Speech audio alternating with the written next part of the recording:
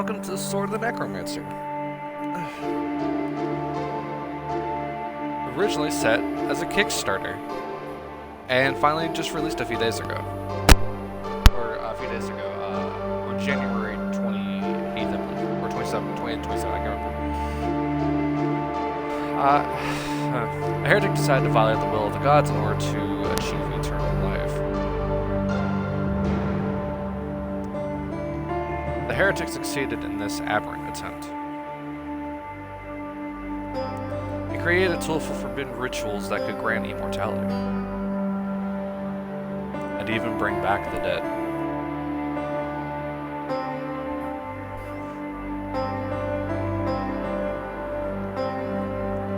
Over the centuries, many have tried to obtain that power for themselves. But all they found in the Necromancer's crypt was their demise.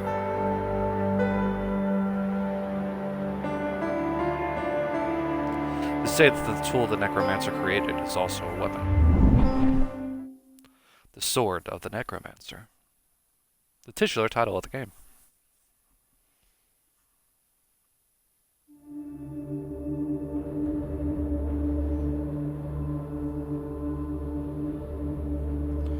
Okay, so pretty much this is a roguelike game, set in this kind of like 2.5D environment. You have a bunch of stuff, like a forge that you can use to enchant your equipment that I can't really do right now because I don't have any of the shards or things needed for it, which you just find randomly in the dungeon. Also nothing in the inventory, but as you play through the game, you can start putting things in the chest. After bosses, you can actually put things in these chests normally anyway. And there's also a special feature where you can use actual cards, and they'll have like a little code with them that you can input into the game, and on certain things you can actually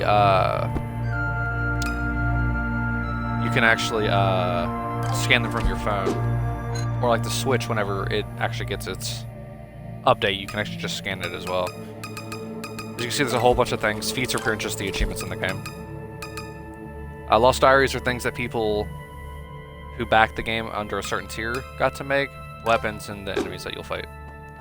And the journal is like your, the story prior to the game. But anyway, let's go ahead and get started then. First, we'll start with the tutorial, which is over here on the left.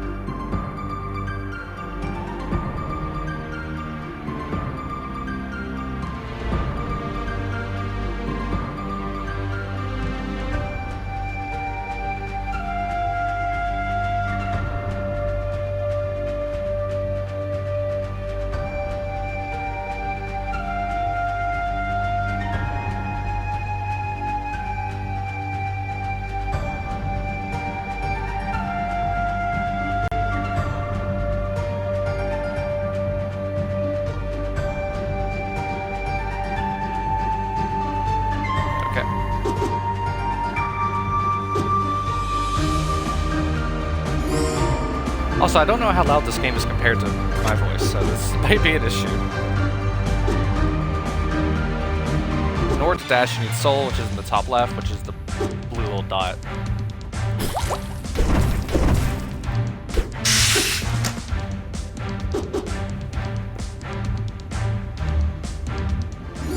Chests contain various things, such as weapons, a map, a free level up.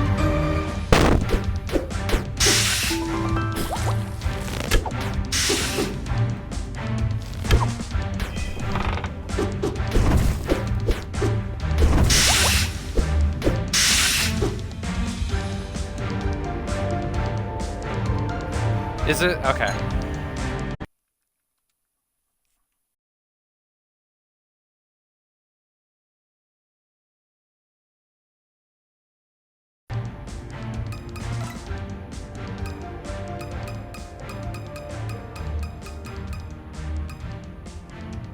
How's that, Sin?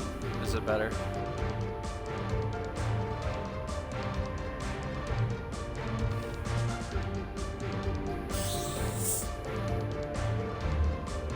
It's incredibly hard to tell how loud something really is whenever I don't have any kind of like.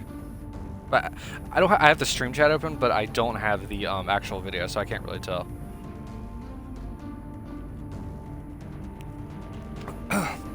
Okay, good.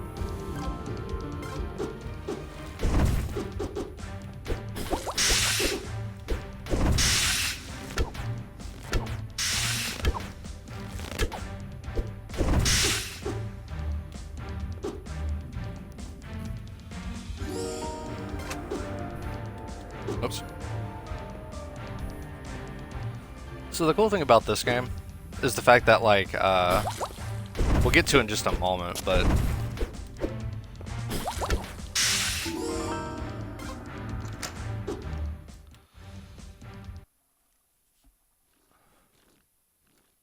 so in this room is a very important weapon.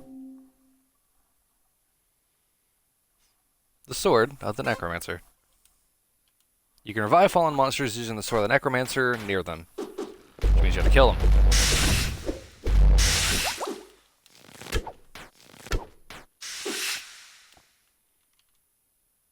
So just stand over their dead body, hold a sword in the air, and now it's yours.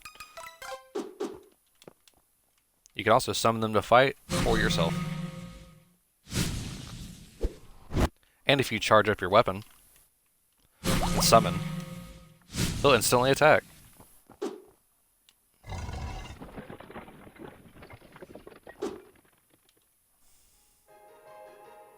I am Coco.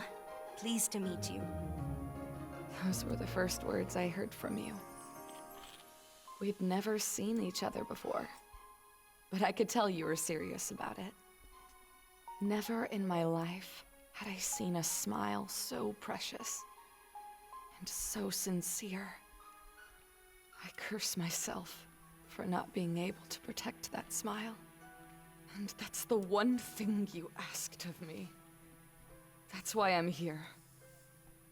Maybe this is only an old wives' tale. And if it isn't, I don't know what I'm going to face from now on. But I must try, no matter the cost. I have nothing left to lose.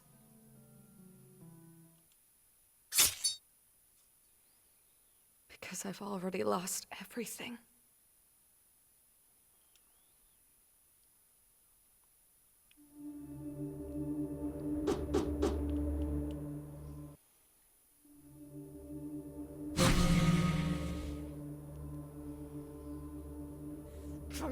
Come on! This has to work!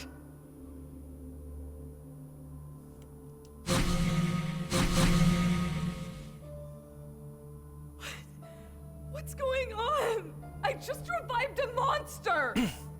Why the hell isn't it working with Coco? You will need much more power to do that. Who's there? Who are you? I am the one they call Necromancer. Tell me, young lady, what reasons could possess you to enter my crypt? I came to take Coco back. You're the only one who can help me. Bringing a soul back from the dead. Do you intend to challenge the gods? Defy the natural order? Yes, that's why I'm here.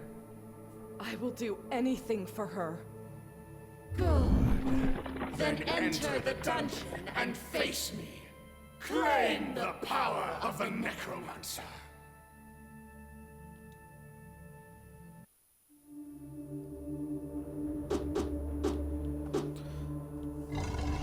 And there you go. Pretty much the whole reason why we're even going into this dungeon. You set off on a huge journey without even knowing how to light a campfire? Who in their right mind would do that? That is precisely why I needed someone like you to accompany me.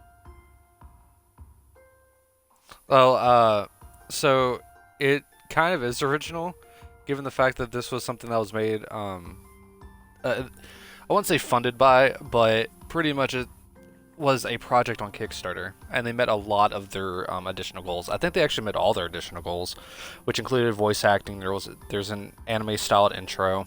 There's actually some like DLC esque things coming, like a Coliseum and a dungeon builder, which I don't know how those work. The only downside to this game is there isn't online multiplayer.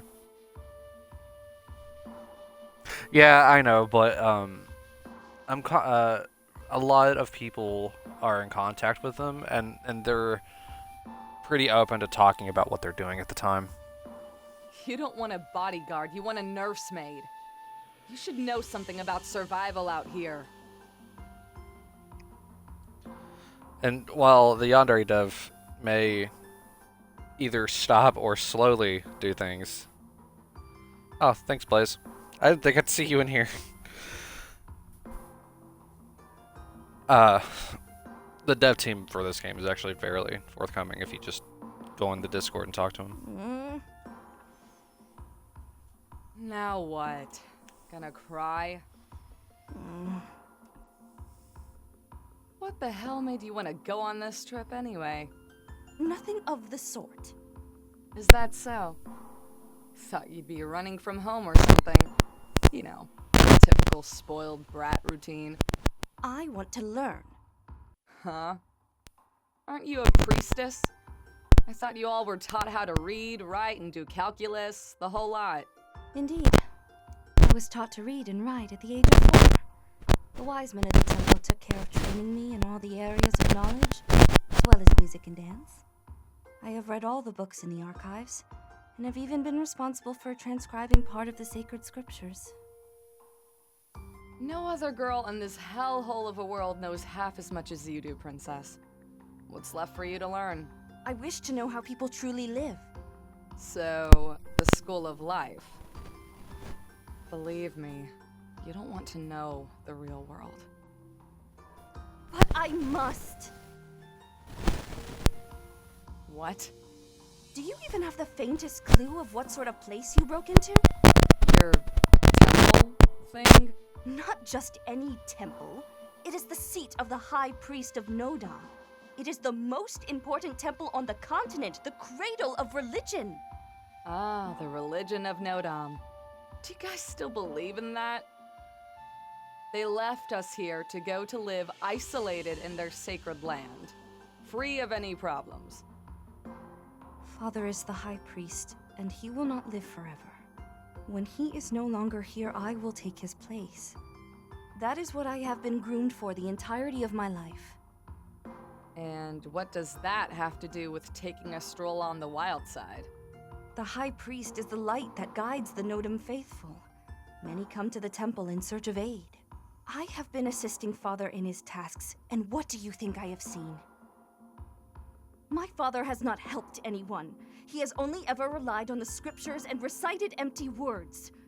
Words that momentarily soothe the hearts of those who came in search of relief, but hold no weight and make no real difference in their daily lives.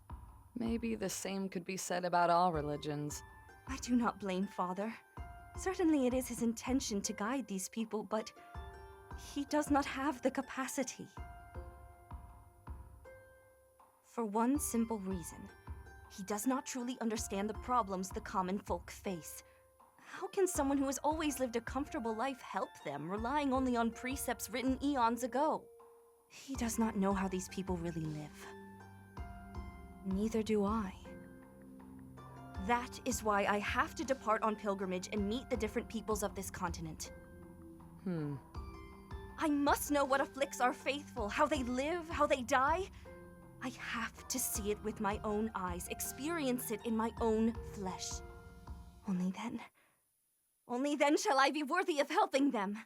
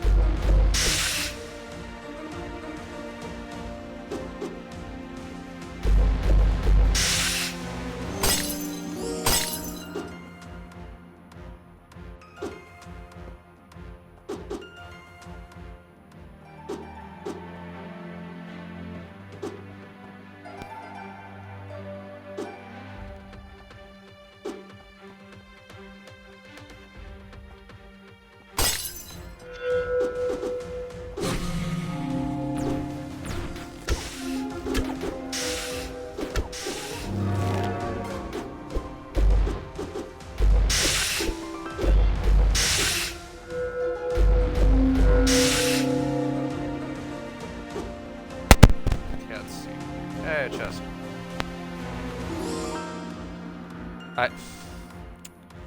You know, when I was playing this game before, it took me like 20 hours to get one of these. And then like the first non-key chest gives me it. Are you serious?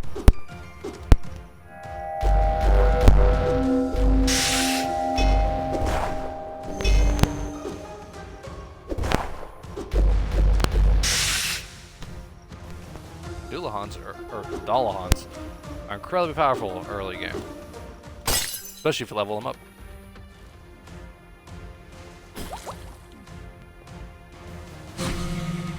Here you two fight.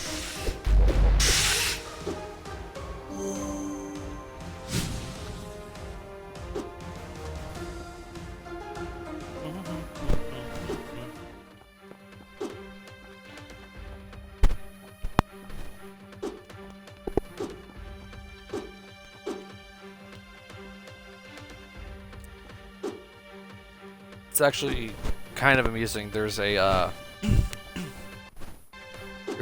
glitch in this game that I found that I know I can use in this version of the game, since it's not updated like the Steam version is.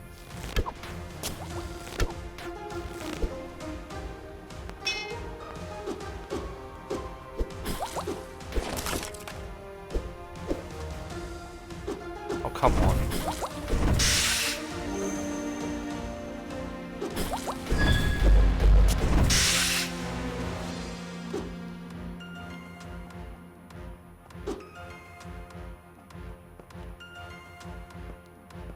Okay, I'm not worried about that. I'm not really worried about levels as much as I'm worried about just finding chests so I can get better equipment.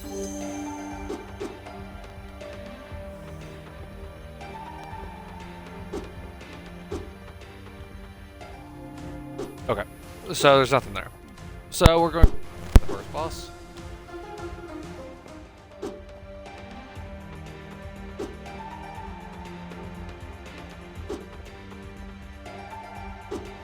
Just a long trek back,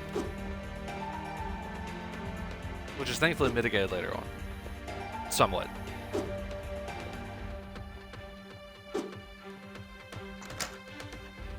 Unlock the boss key.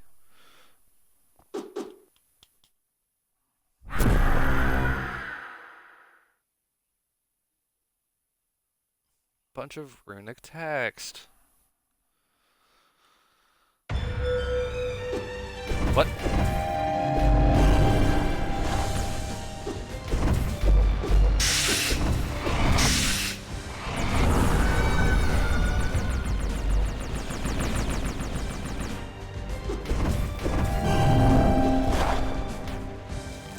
Oh, that should not have hit me.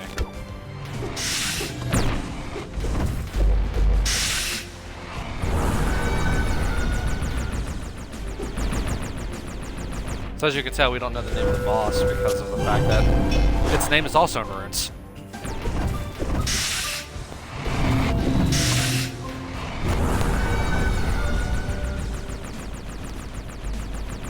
Come on now. Okay. So whenever you beat a boss, you have one of three, but really two options. This lets you access that inventory box back at the altar, so you can like store things if you don't want to potentially lose them. Because if you die, you lose everything but the sword of the Necromancer. You also lose half your levels, rounding up to the next level. It might be rounding down to the next level. Either way, it makes it an even number. And then this one just returns you to the altar in case like you want to do constant runs of the same level, or if you just want to like forge your gear. Because forging gear, each of the items, or not the enemies actually gain perks by leveling up, but these two items can actually get more perks up to a max of 4.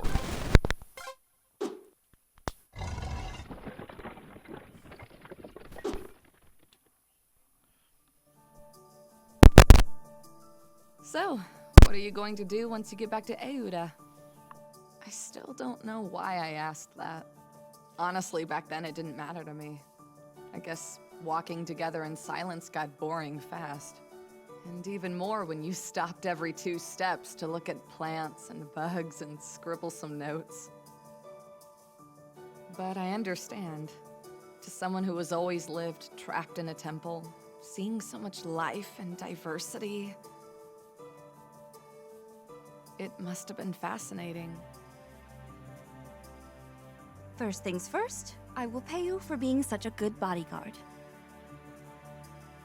Works for me. Our journey may take a couple of years. Will you be satisfied with that? If pay is as good as you say, I don't mind waiting. Don't have anything better to do anyway. Oh, the pay is good. Pay is very What good. does the everyday life of a brigand look like?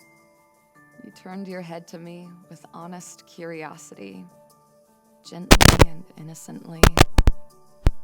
I just felt like one of those bugs you observed with such care. Nobody had ever been interested in anything about my life. I didn't know what to reply.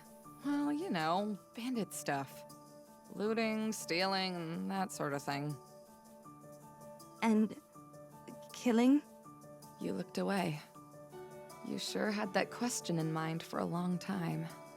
Maybe you feared the answer. No way! At least not for now. Oh, Was that disappointing? What were you expecting? That was by accident. I'm more about beating people to a pulp and running away, but some of the guys from my old gang that Your could tell you all about gang? it. Were you the leader? Seriously? Who the hell do you think I am? Not at all. Just a third-rate scrounger. I know how to sneak and escape, and that seems to be useful for a bandit.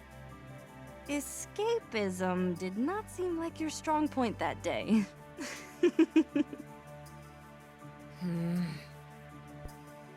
Sorry, I should not be kidding about that. As to what I would do once our journey comes to an end, I assume I will return to my usual tasks. So, waiting for Daddy to die so you can take control of the temple? A little You harsh. say that as though I hate my father, but nothing could be further from the truth. My life will be just as it was before, until father dies and I inherit the role of High Priestess. It is my duty. That's boring. Let us talk about you now. What are you going to do?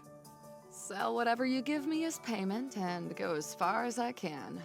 I'll buy farmland somewhere. You know, grow some crops, raise some cattle, that sort of thing. No one to bother me, and me bothering no one. That is a nice dream. That'd be a peaceful end for a bandit. Much more than I deserve after the life I've led. I may not know much about your life, but I think you deserve that much. You went back to your plants with a smile on your face.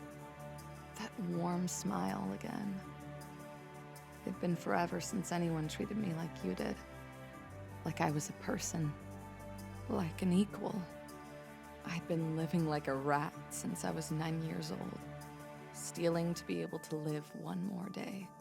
Attacking innocent people. I had forgotten what it was like to be glanced at without contempt or fear. Can I ask you something? Why would you trust me? I'm a bandit. I could bail out on you at any moment. I could even steal your crap or sell you out to some skeevy bastard. I'm sure I could get good money for someone like you. Skeevy. I know you would not do something like that. I can see it in your eyes. You're reckless. I'm not a good person.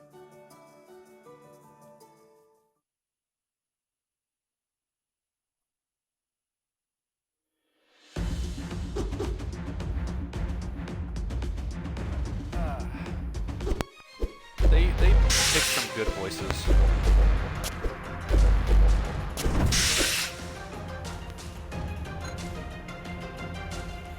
Okay, so Piercing Labrie, we'll just switch that with the Dalahan.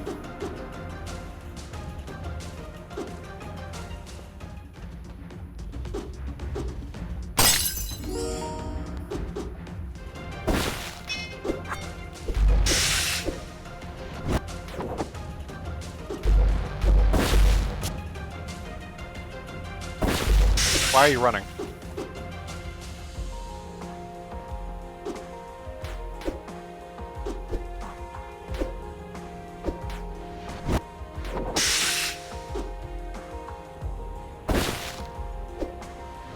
And just like earlier, some enemies can carry the key.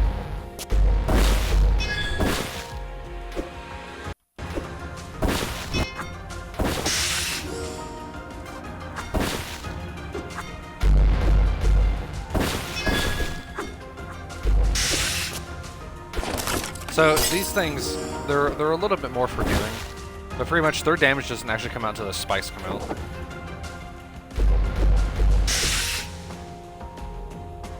There you go. So, the easiest thing to do would actually just be to attack the next boss. But I do want to still try to find better equipment.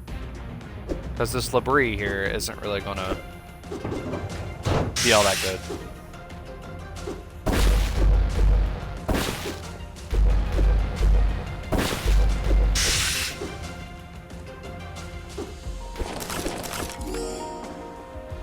But until I find a better bow, I need to keep the bow, just as insurance.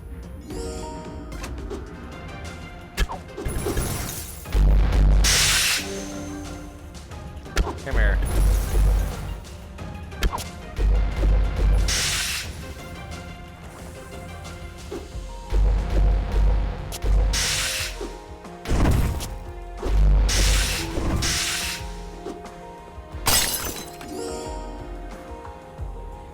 Okay. So does anywhere else on the map have chests? No, so I would only be farming experience at this point. Which is not what I want to be doing. I accidentally got hit with a status effect, aka stun, so when it starts flashing above my head, it's about to stun me. And it should only do it 3 times.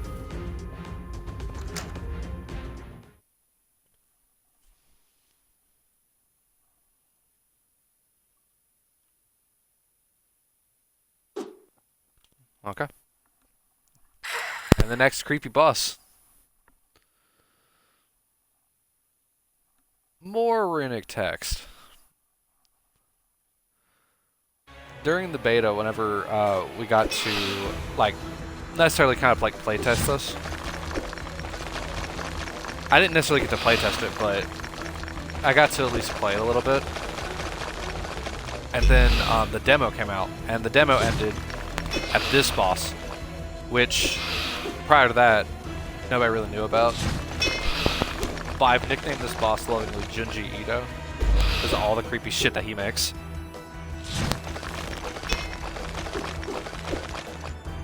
Ah, missed.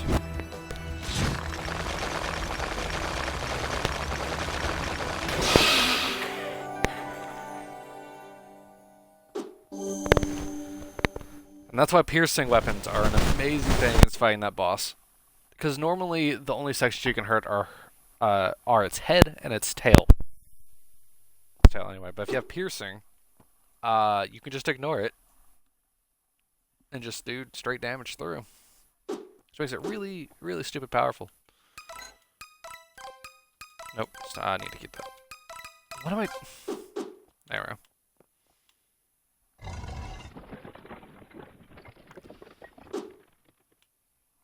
It was already pitch black.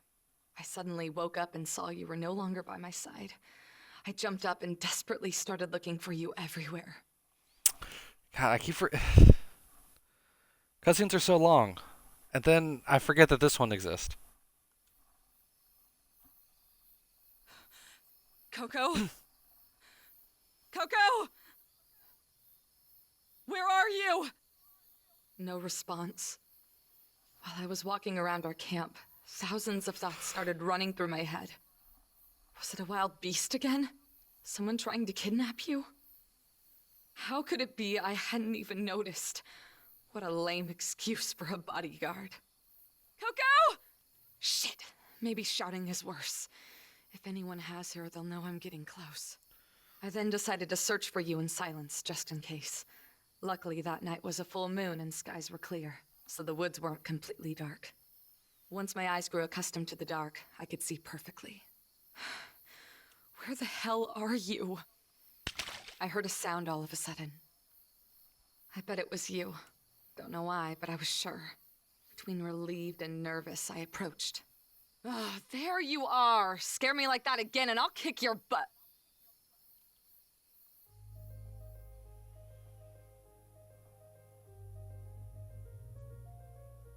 Among all the possibilities that crossed my mind at that second, finding you like that wasn't one, I'm certain. The moonlight illuminated the lake, and on its shore, you. Naked. Taking a bath. Coco? What are you doing here? What do you think?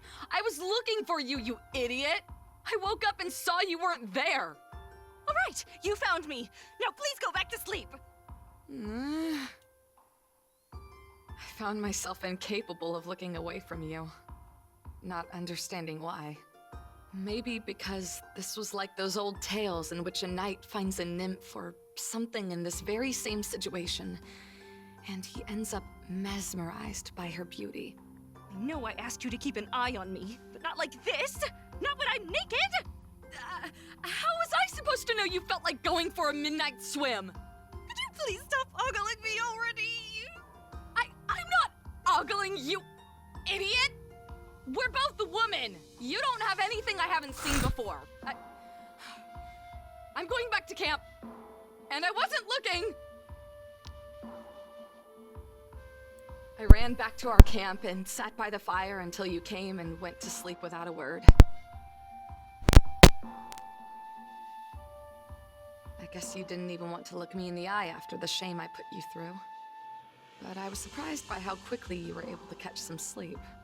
And I was still unable to stop looking at you. Look at her, sleeping like a log. And to think she was such a mess just a moment ago. Maybe I should take a relaxing bath as well. Seems to have worked for her. Curled up next to the bonfire, you were sleeping soundly, as if nothing had happened. Or maybe it was that nothing had happened. It was just an embarrassing situation, nothing more. However, I was still restless, unable to remove that beautiful image from my head. Why did seeing you naked cause that effect on me? Why was I still so nervous? Can't sleep a wink. What's wrong with me?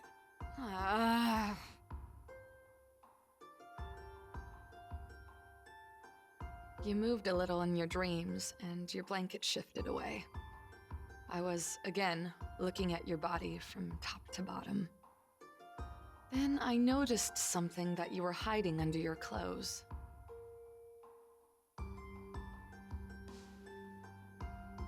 I couldn't believe that. What's this? My eyes didn't trick me. It was the relic. You had it on you. Who would have thought? Carrying something so valuable would only make you a target for bandits. Is that what you wanted to pay me with?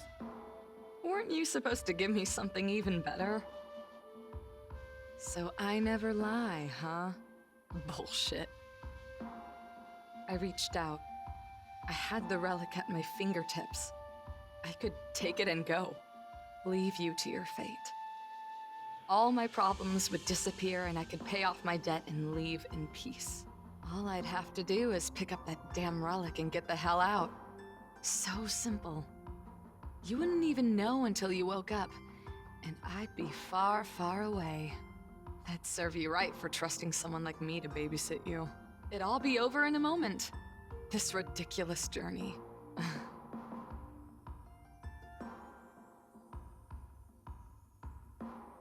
I'm too tired to start running now.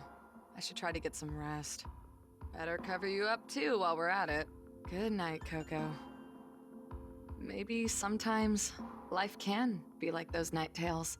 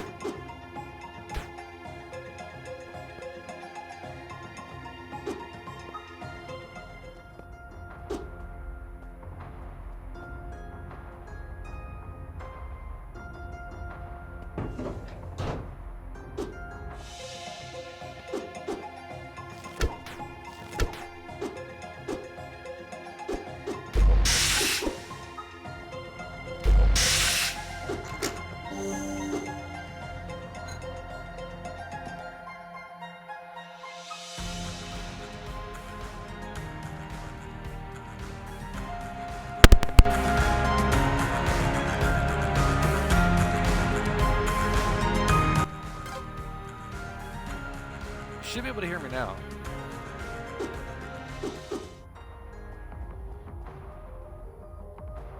It's odd because like one of my friends was one of my friends was in here earlier and he could hear me fine, so maybe my mic probably disconnected, or maybe I just wasn't talking loud enough. It's also possible my mic was too far away.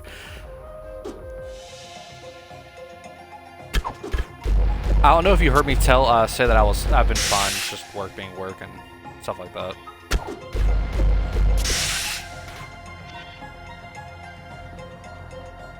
Okay, so I guess you didn't hear that. I've been fine. Work's just been work, and so you know how that is. But thankfully, since I eventually realized I had a key for the game to play it early, I've been playing it at work for the past few days. Really? Huh. That's stupid. All my commentary. Hell if I know what the hell I was doing 10 minutes ago.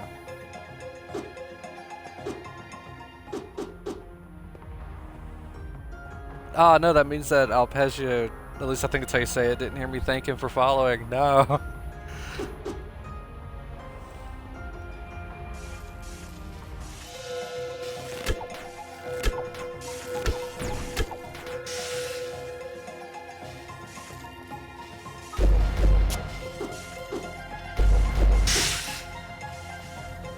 I keep hitting the wrong button. I keep hitting A. That's where my node Are you fucking kidding me?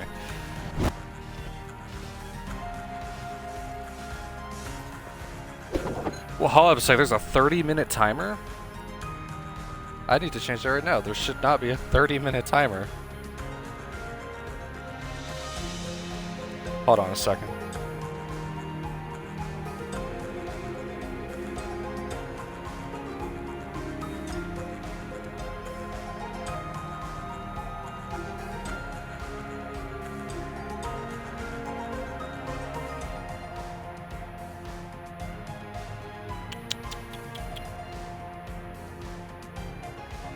I might have to go to the actual website in order to fix that.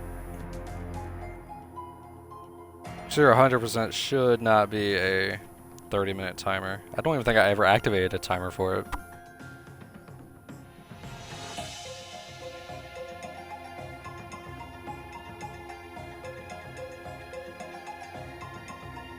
By the way, I'm not going to be able to see your messages if you're trying to type out.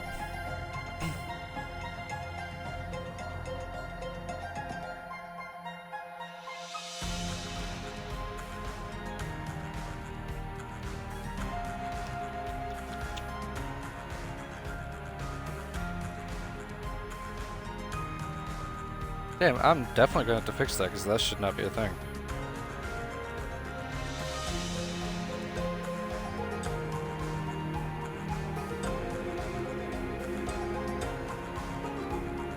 Yeah, I can't fix it right now. I have to do that a different way. Unless...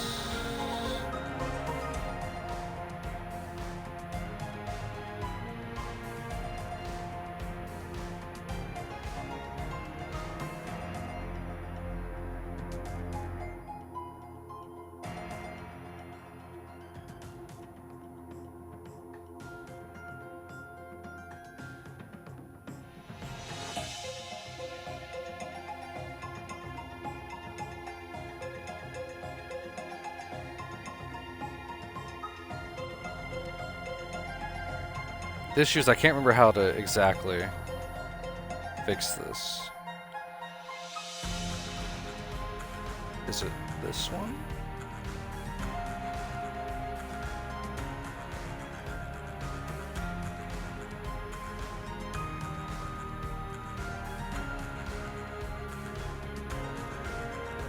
Okay, that's stupid. Okay.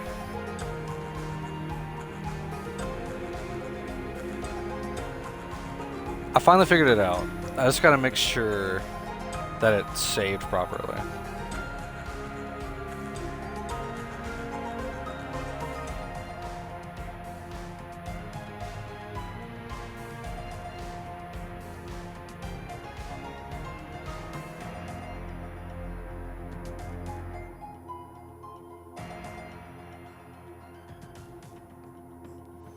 Okay, hopefully it's turned off now. Okay. Now I can actually read chat again. That's weird. I don't remember ever enabling that, but stranger things have happened.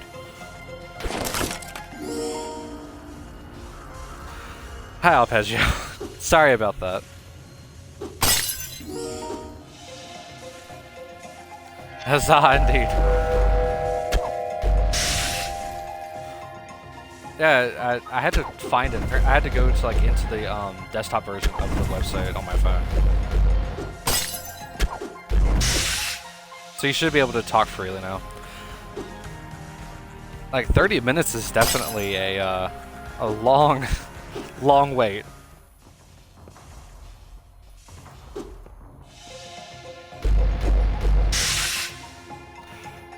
Blizzard, that one might have made you mad. Just straight on, not even caring about that man's shield.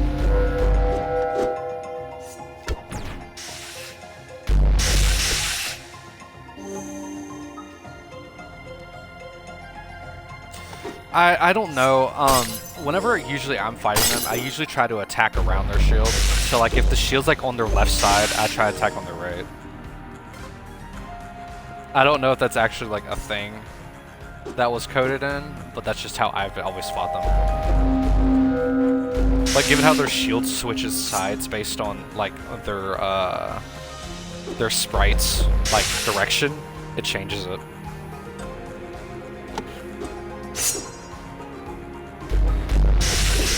I don't know, man. I really don't know. But like the Pabawas, those giant floating eyeball things that have wings, that pretty much big versions of these guys that use magic. I have the hardest time fighting them, and I don't know what it is. And then like sometimes I can attack through their little shielding as well, and I can't explain that one either. Okay, third boss.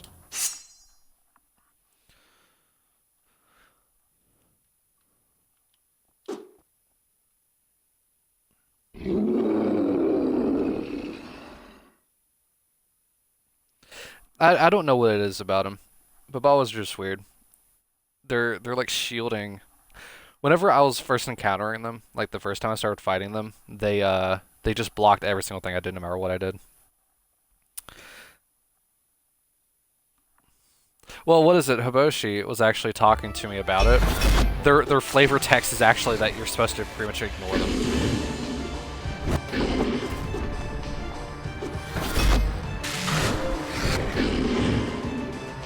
I need to move.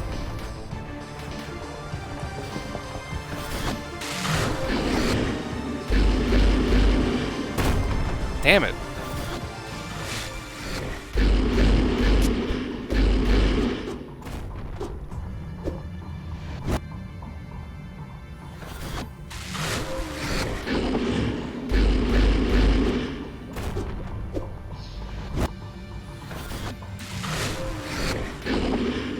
Oops, okay, second phase. This time you get less time to damage.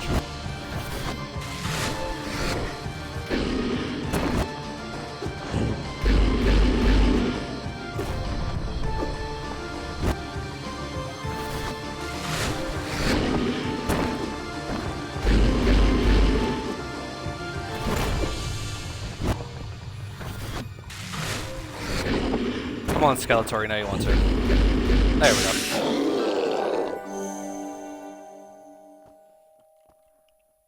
I have no issue with the champion bombs, because even if they stun me, I usually just stay away from enemies until the stun goes away. I can't believe it! You're 21 and you've never tried ale? Really? Before I let this continue, also, the Imchers. I had a hard time with them at first, but I know how to fight them better now. Like, even in like, groups of 3. And I also always, for some weird reason, if I'm ever fighting one, I always got a style on them by dodging through their arrows, like doing the neutral dodge backwards. Well, I just turned 21 today, and it is not something that is served at the temple. Moreover, it is not something essential for living. Well, that ends today! We're going to celebrate your birthday! Oof. What? Fortunately, we were in Undira, the most prosperous city in the kingdom, and the only one in which I knew of a tavern where I could take you without anyone bothering us. So, in the manual for the game, whenever you're moving and you tap the button to dodge or dash or whatever, you're doing a dash. The dodge is only whenever you're doing no movement and you just tap dodge and like hey, you do like the little like after image kind of like dodge back. I find that those are actually kind of hard to use because you have less iframes. But that's just what I've noticed. People there knew me, and no bastard would have the guts to approach me, let alone someone with me. So if you plan on trying to practice using the neutral dodge, where you just go straight back, if you want to dodge towards them, you need to look away from them. And obviously some enemies that's kind of a bad idea to do. Pretty much anything that has a AoE attack, like the Dalahans or the Pabawas, are probably the worst ones you want to dodge with, but you can dash it through them. I'll try. Oh yeah, so Mimigate's if we fight a Mimigate through this little playthrough that I'm doing right now, I'll show you how I fight them. For their own sake, anyway. Oh no, you're actually almost spot on with what I do. I did not expect ale to look this bad up close. It really does not look like something that should be consumed. Not with that color. I don't know how it is for little princesses like you, but commoners like me drink this instead of water. At least, this doesn't give you diarrhea. My parents made me drink it when I was a child. That's illegal. I see. So you drink this because your water is ridden with disease. In that case, I too shall drink. Yeah, that's the reason. Bottoms up. And you drank the whole jug in one go. Hey, take it easy, princess. That stuff has a kick to it, you know. Oof. Nothing's illegal here? Yeah, you know, because monster murder. You alright? This is not the first time I have drunk an alcoholic beverage, mind you. Ooh. Well, I didn't see that coming. What, did you get tipsy in the temple to cope with your boring-ass life? Ah, yes. The life of a temple drunkard. What are you blathering about? We use ceremonial wine for many rituals. We do not get inebriated like sad drunkards. It is reserved for special occasions. I am still quite susceptible to it. That's right. You heard it here first from the priestess of the temple. You can only become a drunkard under special occasions. Well, in the real world, that's what most people do. Drinking to kill time or drinking to forget, you know? Drown our sorrows and all that. So, what do you think of ale? It is much more bitter than I expected. Nothing like the sweetness of the wine we use in our ceremonies. I could discern a hint of ground ivy, berries, and ginger. Those are probably used as preservatives, and that is why this settles in your stomach better than water.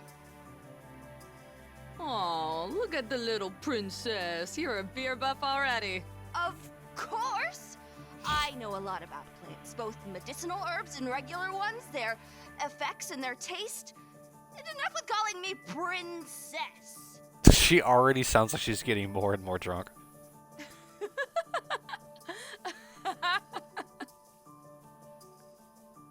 This is nice, isn't it? Being together like this, just the two of us. And she's gone. This is what I used to do after a hard day's work. So stealing. Exactly.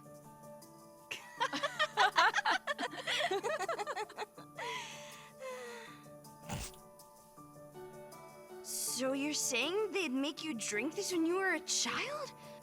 No wonder you turned out the way you did. That ale must have gone straight to your head. What my parents gave me was small beer. That Think has I'll pay almost you. no alcohol. They weren't that thoughtless, you know? Have fun.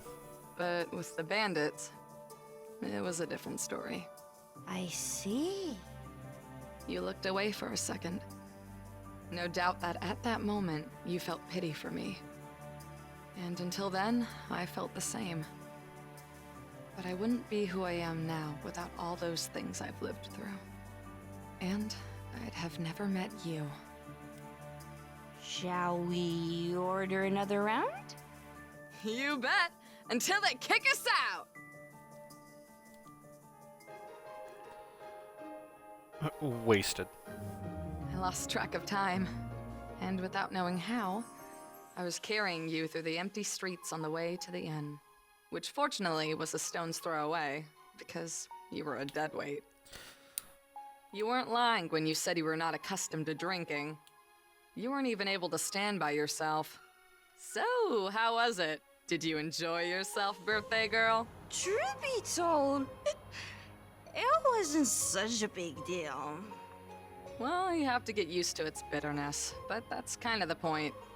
You'll get into it eventually. But of course, it will never be as fancy as the ceremonial wine of yours. I did not mean to do that. You had serious problems keeping yourself awake. But you looked as if you were making a huge effort to keep your dignity. I love you, Tama. I felt as if my heart skipped a beat. I hadn't heard those words in years. And I'd wanted to hear them for so long. But not in this way. Shut up, idiot. You're drunk. You know what they say about people who drink, right? They lose all inhibitions. Who knows how to lie when they're drunk? Ah, yeah, good old skellies. Come on. Or skeletons.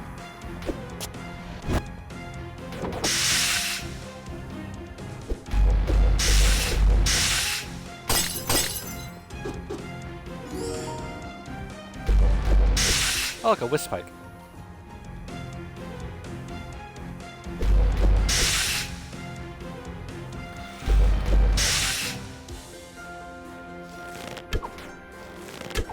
You know, for being like the enemy mascot of the game, I'll never understand because I've never once been hit by them.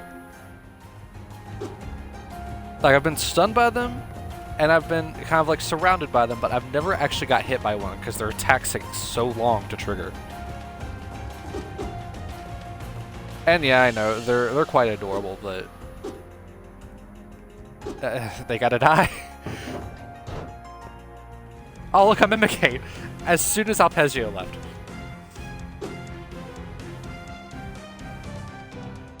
Fighting a skeleton and a Mimicate. Really? You bastard. Fighting a skeleton and a Mimicate would be kind of hard.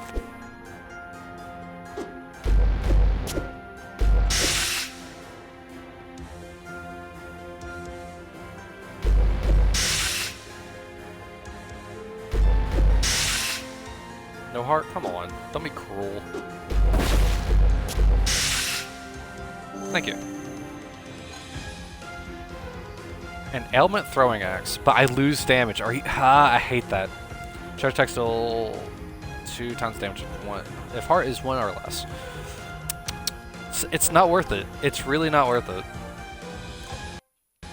I mean, it kind of is.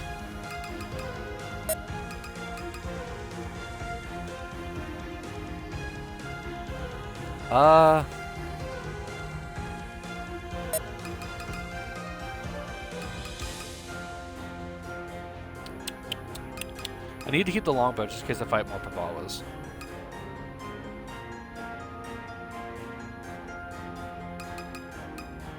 I don't like the damage loss. I just can't with the damage loss. You know what? Mimicate, fuck you.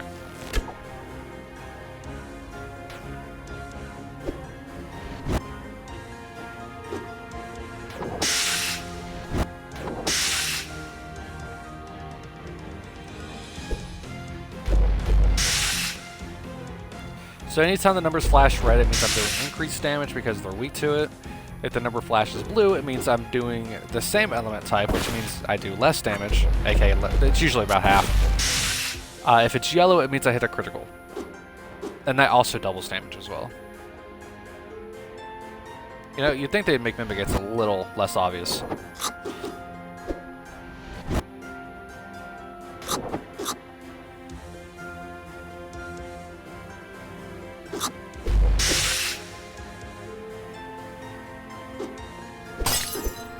God, how many enemies are in this one room?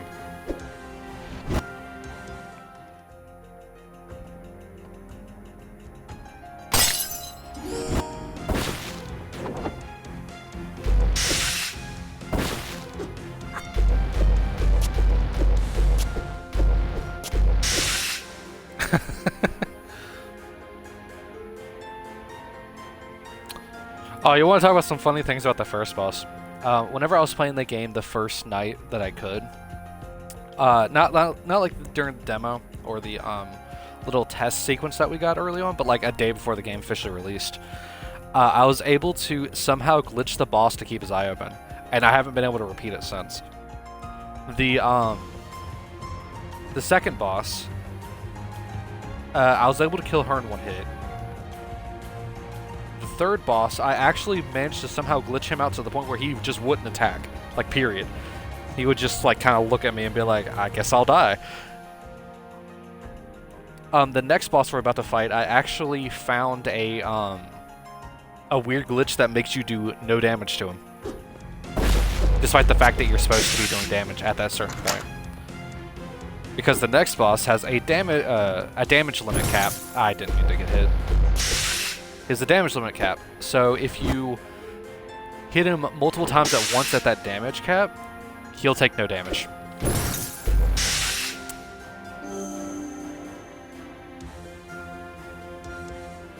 I didn't know that. I haven't used... The only codes I've ever used in this so far have been the ones that make the game intentionally harder.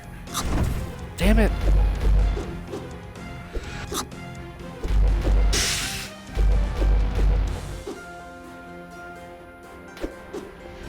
God, how much health do you have? Oh, great. This is one of those, like, beefy boys.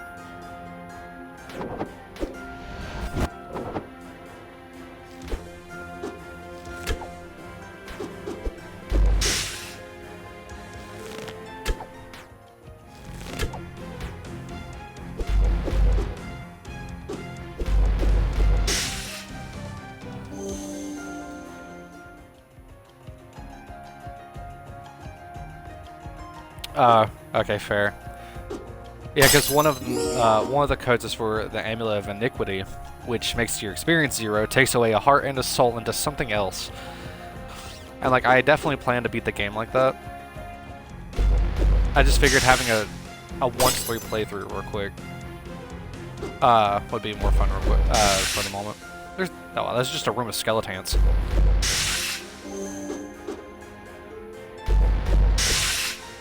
Now, this one's weak, so this is a light elemented skeleton. And I can actually confirm that. Yep. That just proves it right there. This one should probably be wind or thunder. I was thinking of its weakness. Okay, and then these damn things that's chasing me, I hate these damn things. I hate a lot of enemies in this game, but I guess that's kind of the point.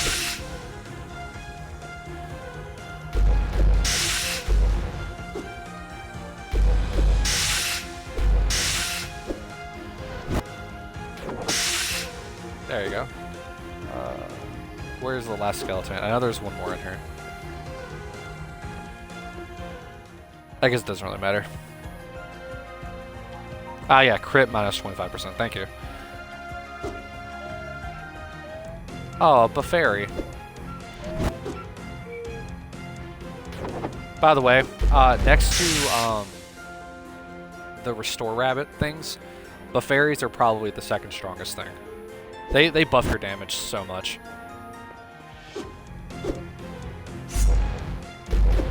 Damn it.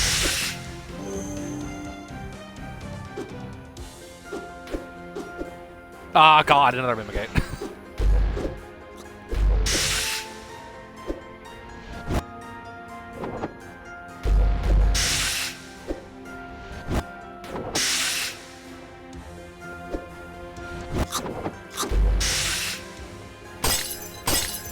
Yeah, that's what I was trying to tell Peugeot. That's how I fight them. I do a charge attack, dash back, and attack. Because this right here is the dodge. And that's dashing.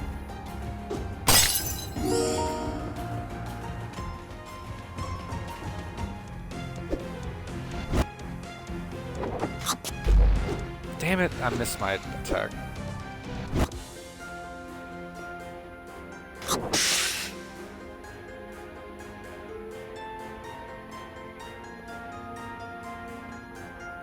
As long as you have one soul, and you time it right, you can actually keep an almost infinite like attack string going. Really? You got the hit off?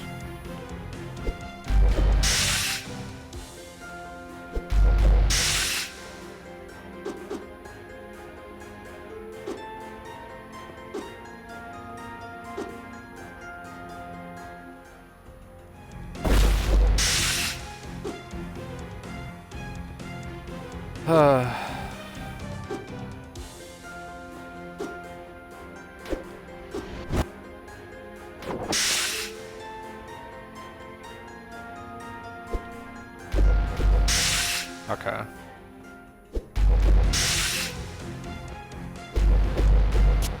God, when they have more than like 3 health, it's really annoying to fight them.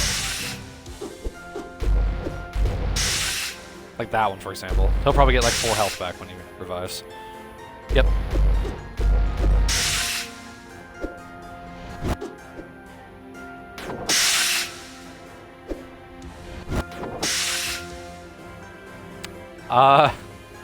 You okay down there?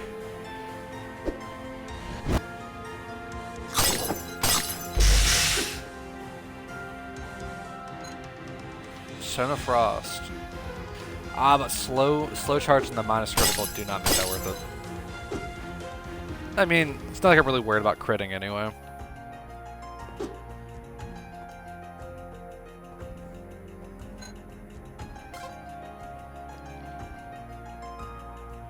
Because if I get a hit again for 1 more health, all my charge attacks will do double damage anyway.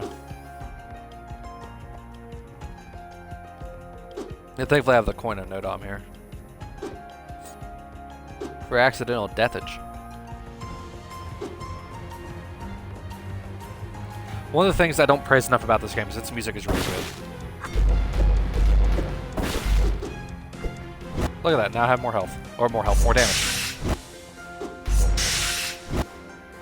Kinda.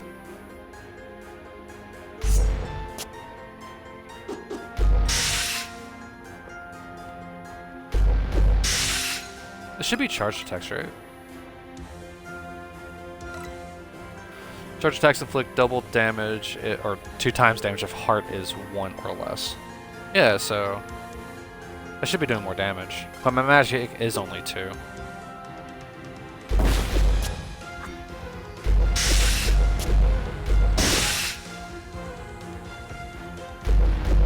So I guess understandable.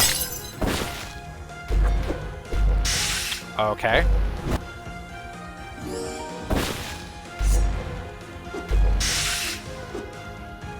I guess I have to be less than 1 health, whatever. Baffling Labrie, which I don't need either. It's not giving me any good equipment.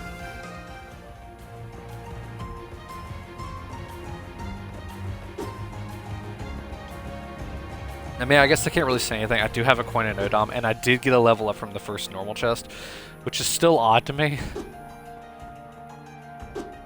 But I guess it's RNG for you.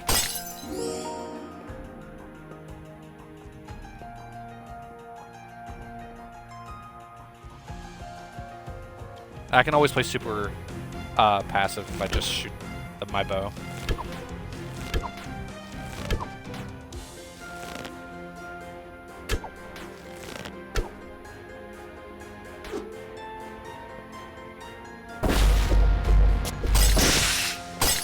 Hey, it hurt.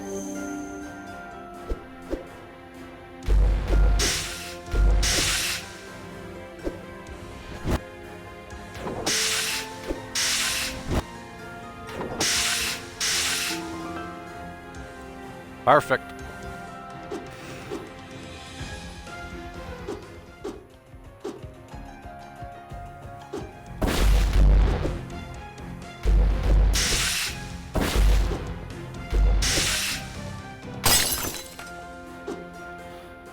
Oh boy. I don't know why I'm taking such needless amounts of damage. Maybe I'm worse at the game than I thought I was.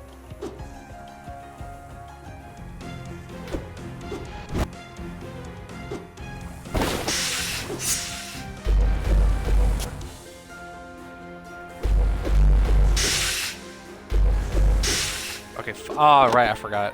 I haven't had a skeleton have the key before, so I completely forgot about the fact that he has to actually die.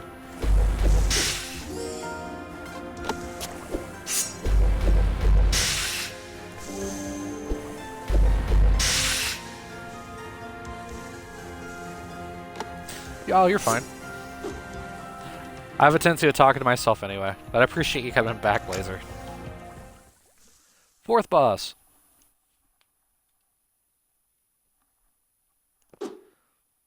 AKA King Skeletor. A fourth runic text. What could it mean? I say as if I don't know. Oh, okay. Well, if you don't want to be spoiled by anything, I mean, like, I would suggest not watching because it is fun to kind of like, you know, get your way through it. But if you want to stay, that's fine too. I was planning on doing a full playthrough, so I was going to be playing for like at least, I don't know, probably 2 or 3 more hours. Oh, I do. I spent pretty much the entire night last night deciphering it all, and I have Hiboshi to back me up on it to know that, or so I know what it means.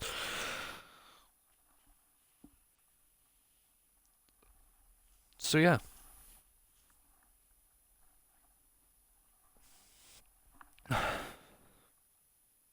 I'd have to get my bag to tell you exactly what everything means, but I'm pretty sure I remember what this means.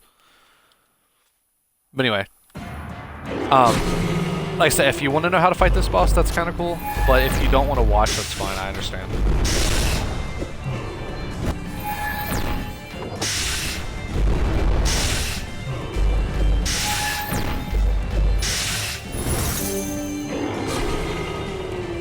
Why you guys summon so fast?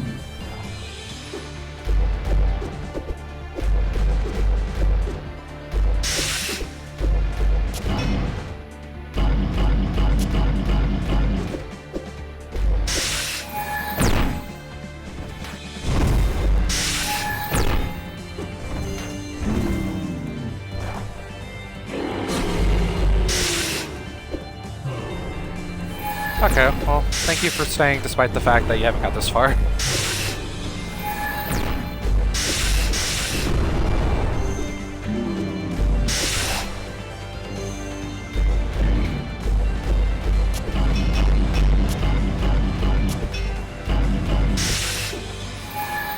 But yeah, this boss has a damage cap on how much damage you can do to him at any given time. So, there's a certain way to make it so that way every single time that you go to damage him, he takes no damage. But you won't do it through your first few playthroughs, so there's no worry about that.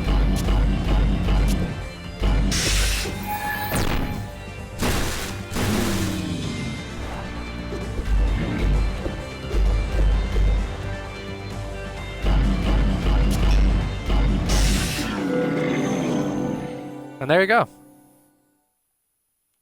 No, don't be like that. The game is genuinely hard.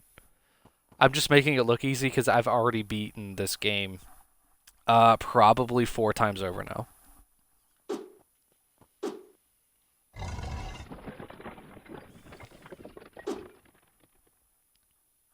I mean, I beat the final boss of the game I've been walking in silence for too long.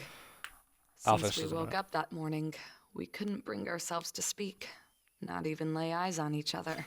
To just finish the thought before I let this cutscene play, I actually beat the final boss of the game under-leveled, and with like no bonus equipment. I had like 1 bonus equipment, but I think it increased strength by like +2 or something like that. But it really didn't do much. I was under-leveled, and I had like 1 thing that just barely increased my stats. There was a lot going through my head. I didn't dare ask you. But I couldn't take it anymore. I had to say something. But no, just keep playing the game and you will get good at it and you'll learn how all the enemies interact and all the things like that. That's how come I'm able to probably hit the the Dullahans. That's probably how I'm able to hit them, is because I know necessarily how to attack them, but it isn't guaranteed damage every time. So, are we going to talk about last night? You turned as red as a beet as you heard that. My cheeks also started to blush like crazy as I gathered the courage to speak those words. I immediately regretted it. If you think we should. I took a deep breath. Look, last night we did what we did. I don't know if we should have done that or not, or if it's something that's going to cause us trouble, or if it's something you regret, but I don't. It was something I've been thinking about for a long time. I did it because I wanted to. And if you have no problems with that, then me neither. Your face changed from blushing to an expression between relief and surprise. Of course I have no regrets. If I did not dare speak up, it was because I could not guess what you were thinking. I was terribly worried that you had second thoughts, or that the way you treated me would change for the worse. So, we've been walking in dead silence like idiots for 2 hours when everything's fine? I am afraid so.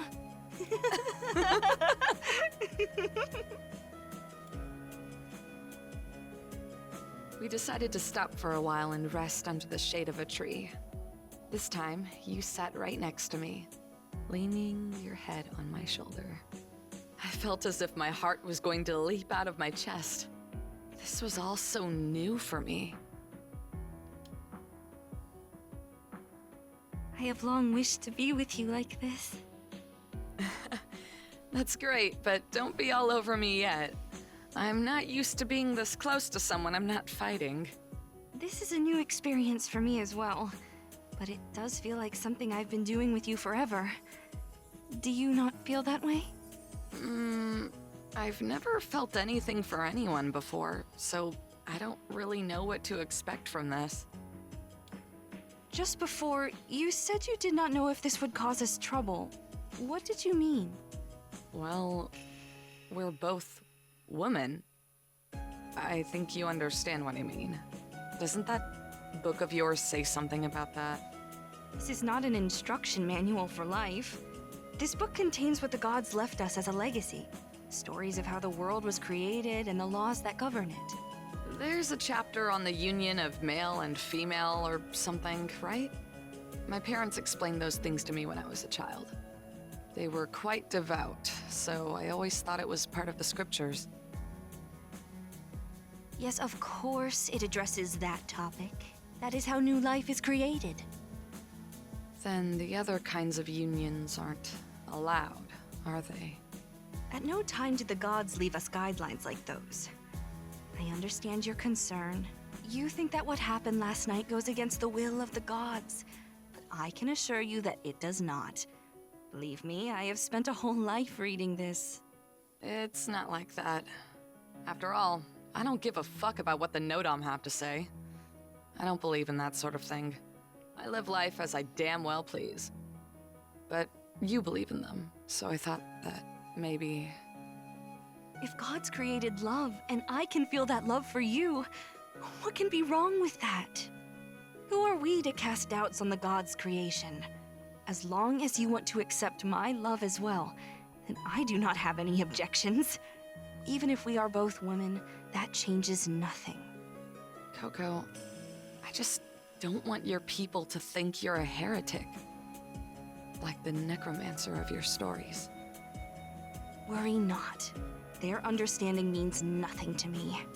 We should feel free to love and be loved. Spoken like a true priestess. 5th dungeon. Or dungeon floor.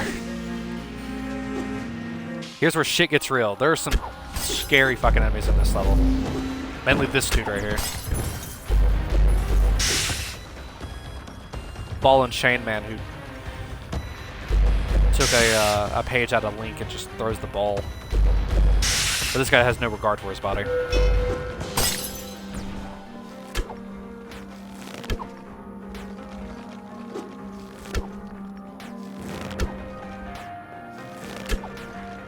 Can you die, please?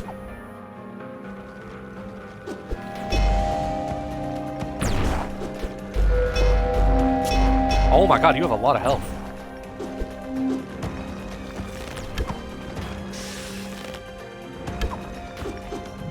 Now these guys I know have a lot of health, but like that Bawa had a lot more health than it should have.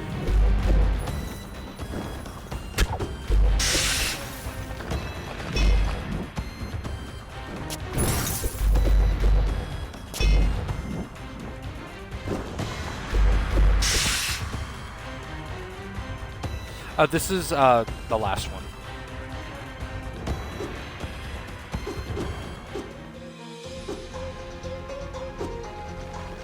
Kinda.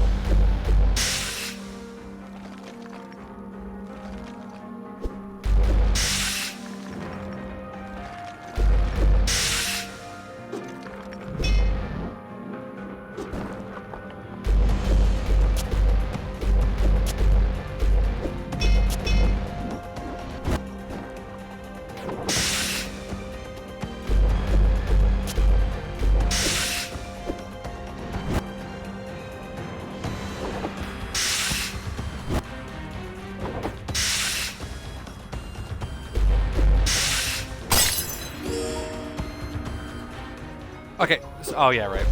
Kill these guys real quick.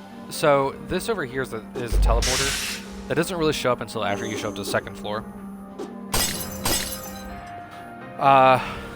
So while good in theory, they're only good for like teleporting to from the beginning of the floor to certain places like this one and the boss, where the boss door is. And they only activate whenever all the room is clear of enemies.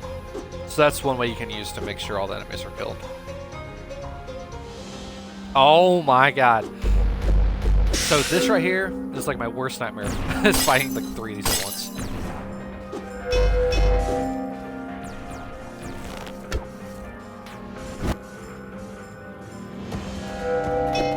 Damn it.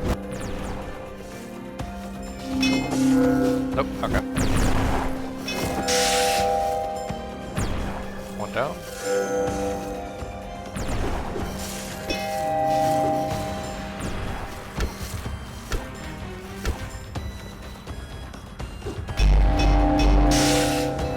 Two down.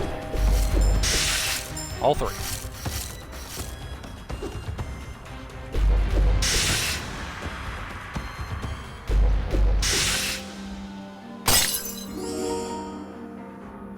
Yeah, so all these like shards and essences I've been collecting are used in the forge.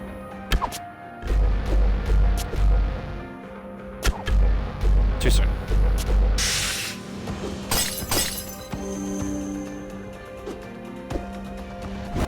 Come here, come on. Holy fuck, my dude. He got that crit. Going from full health to nothing. Does he have crit on him? He does. Critical plus 25%. What a skeleton.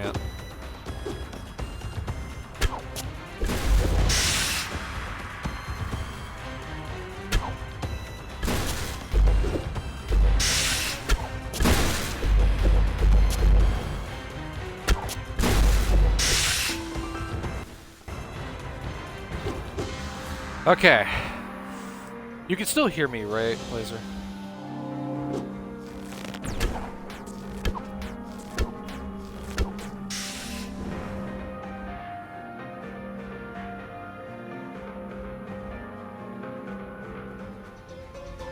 Okay, cool.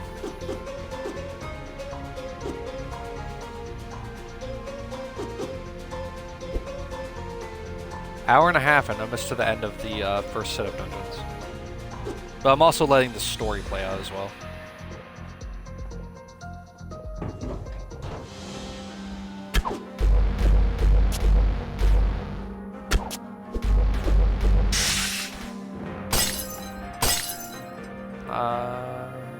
I don't really need a strength tonic right now. Soul and a bunch of resistances. Of course it would give me this.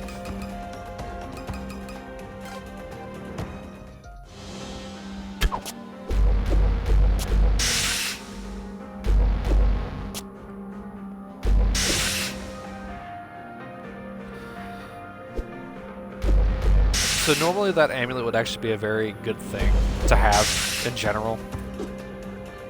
But I usually don't find resistance stuff as important as just pure damage. Okay, door's unlocked. But that's just how I play. This game's definitely open to playing different ways. Ooh, oh no.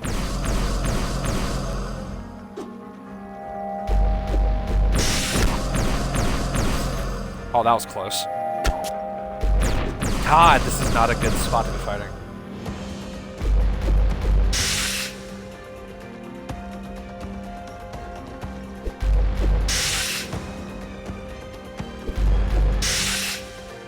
So in my opinion, these like bird magicians up here, these things, are probably one of the more rare enemies, I guess, in my opinion. This is about like only my third time encountering them in the game through multiple playthroughs.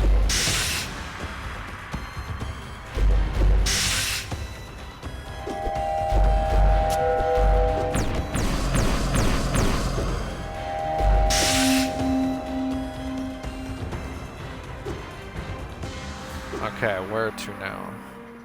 So another important note is that the boss doors can only appear in rooms in which you do not come from the north.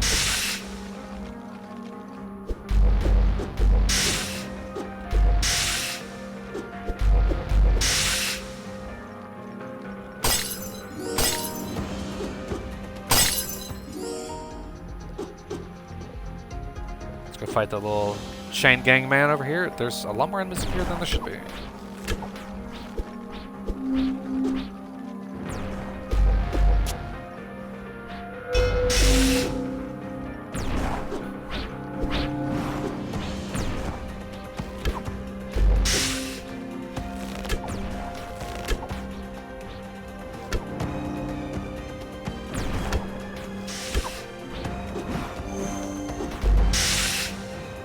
Okay.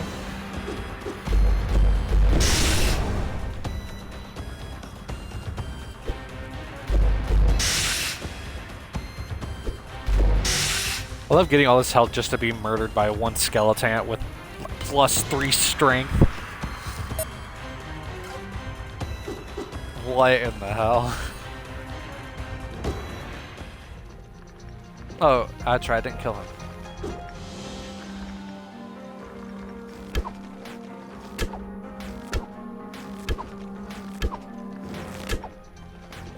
I think these guys have 12 health, if I remember correctly.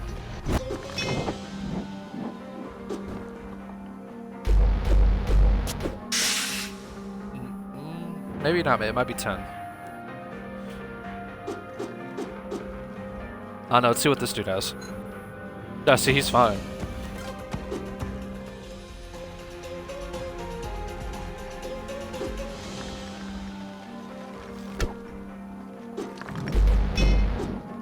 Also, be careful with these guys. If you're hitting them and they start their spin attack like that, and if I was to still be able to hit them, they can still hit you right back. Their animation still continues despite the fact it looks like you stun them. 2 of them, huh?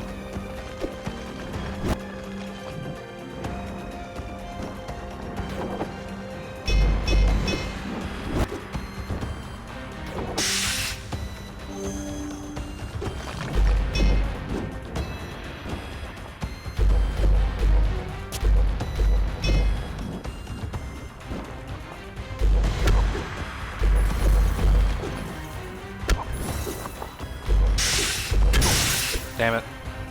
Happened just a moment too late. Still no key, still have no idea where the boss room is.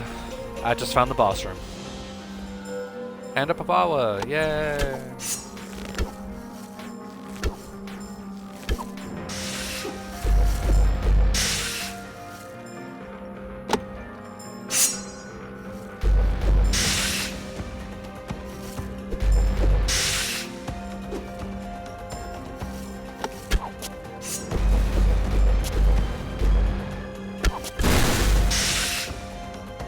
So these are really cool.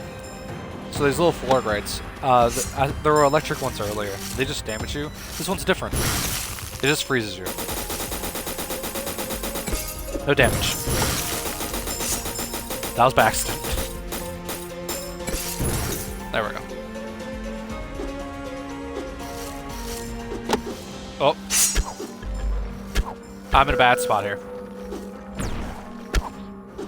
I also have 2 of the imtures up here, yeah.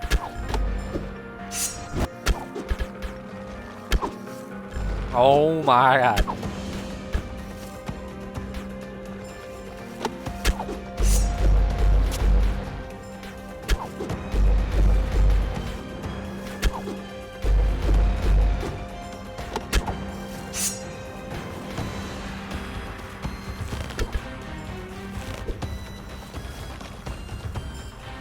God, this is such a bad situation.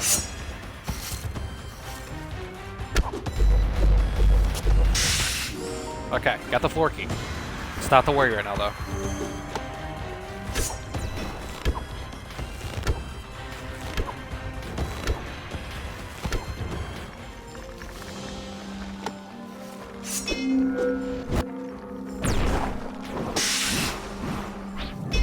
Okay, good. Ball is dead.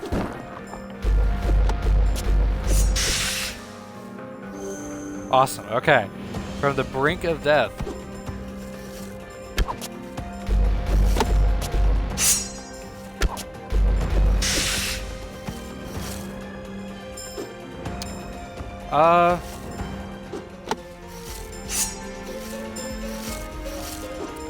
Damn, I don't...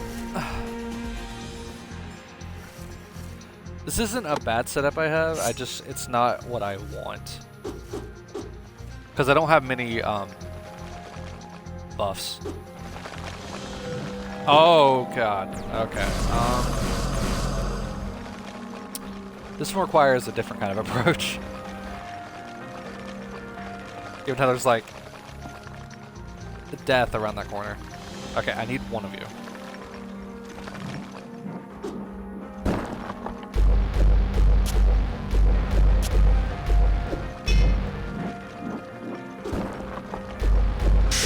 Okay, that's one.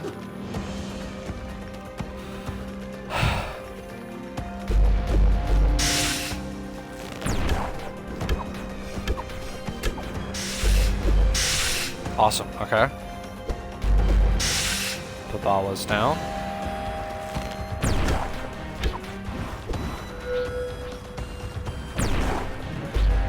Ah, you're not the one I wanted to attack.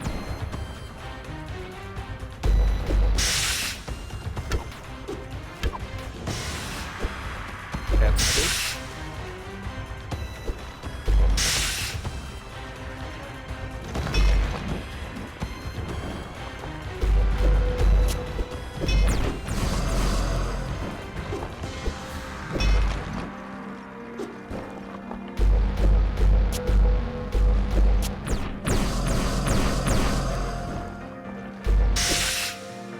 Okay, how do I want to tackle this guy?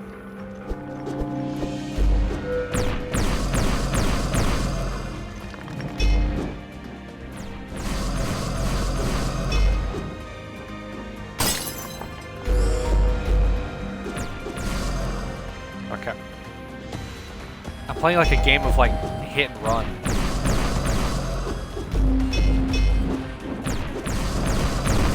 Ah, son of a bitch.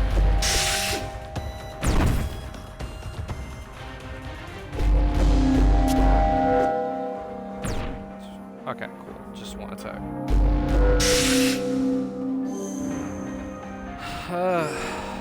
I got the dungeon map, cool. God, there's just a lot of rooms that I haven't been to apparently. That was a dangerous room.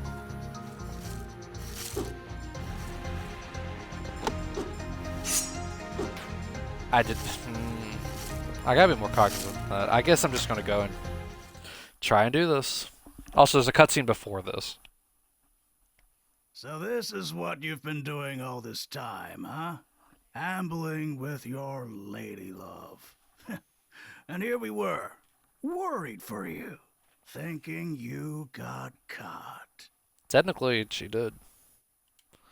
Without even realizing, we ended up walking near Alice Woods, the territory of my old gang. I could tell something was off, but I didn't think there'd be someone pursuing us. I let my guard down for a moment, and that's how we ended up in this situation.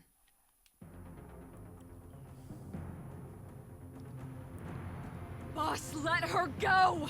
She has nothing to do with this! She doesn't. Do you think I'm a fool? I know your friend Azeoda's high priestess to be. They've seen you everywhere. Sanzo! Tell these bastards to let go of me! Well, well.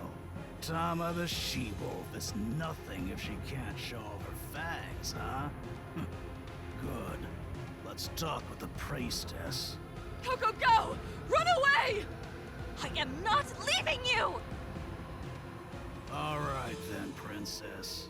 I figure you already know who I am and what I came for. Yes. You must be the leader of the bandit gang that Tama was with. Clever girl.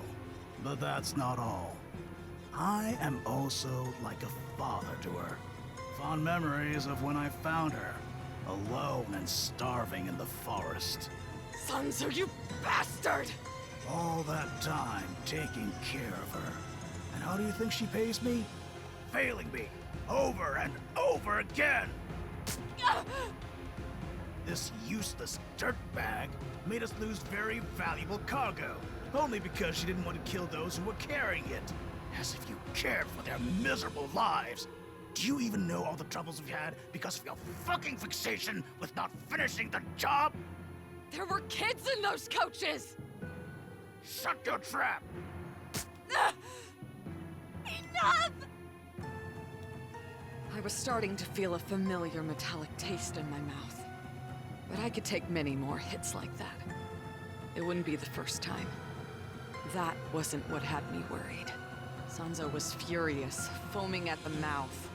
Much more than I had ever seen before. I was completely terrified thinking about what he could do in that state. Coco, for the last fucking time, go now! No one leaves here! You had one job, whore. Going to that damn temple, stealing that fucking relic, and bring it to me! What the fuck have you been doing all this time? Why the hell are you walking around the bloody priestess of the temple you had to rob? You were supposed to bring me that shit a year ago! I told you I would get the relic or the money. I didn't say how or how long. Huh? Coco, please, it's not like that. All right. Where's my relic? Where's my compensation for all your bullshit? It is here. Coco, no!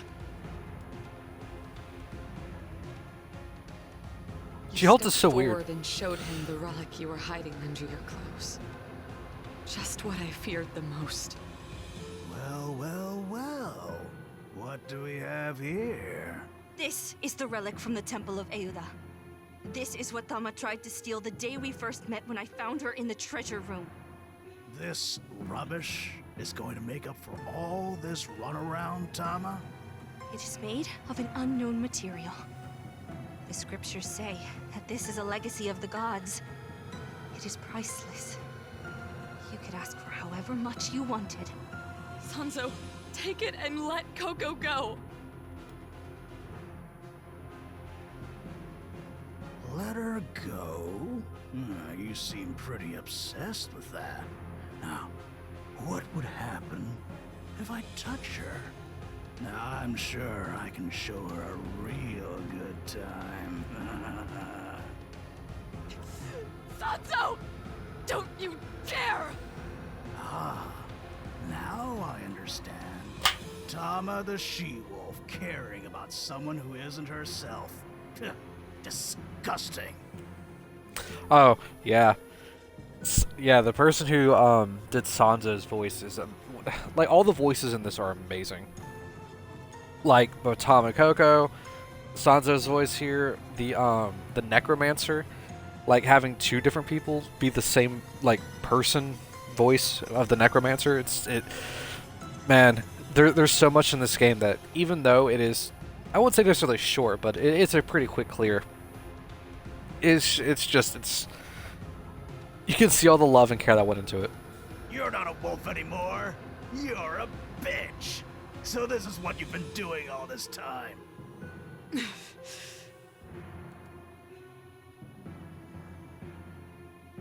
If I hand this over to you, will you let us go? This will more than pay for what Tama could owe you. But of course, Miss Priestess. We will take this, so you can go to hell!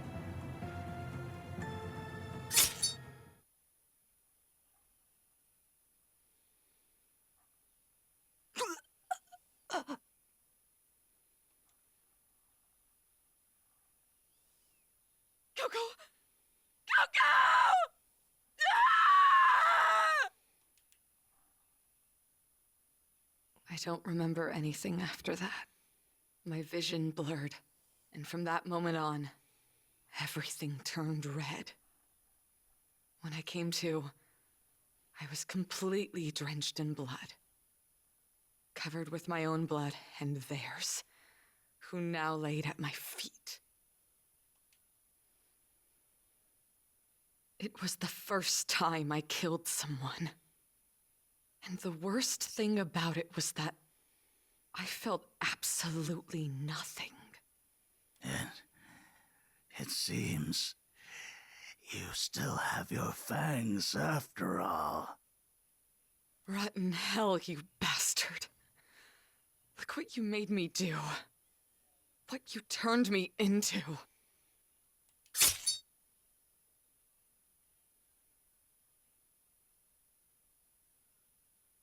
Coco! Coco, can you hear me? Tama. You could barely breathe. I could hardly hear your voice. Tama. I'm sorry.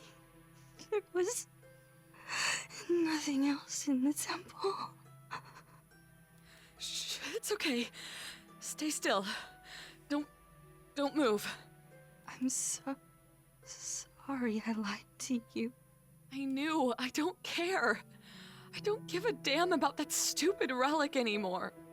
Please don't move. Can't you heal yourself? It will not work on myself. Shit. Shit! I can't do a thing! Tama. Shut the fuck up! Don't you even dare! Tama, Don't you dare bid me farewell!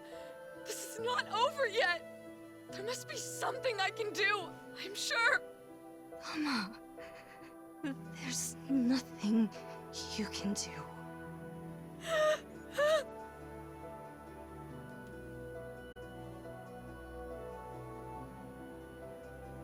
I am so happy to have met you. To have fallen in love with you. At least the pilgrimage was good for something. Shut up, of course it was, idiot! What about all the people you helped?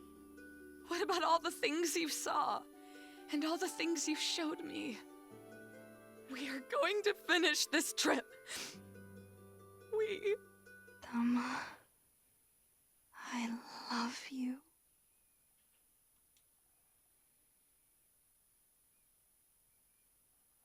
And those were your last words. Words I didn't want to hear in this way. Words I never had the courage to say to you, even though it was what I wanted most in the world. After those words, you closed your eyes and never opened them again. I refused to believe it. No, this cannot end like this. There must be something I can do. And if necessary, I will move heaven and earth to bring you back.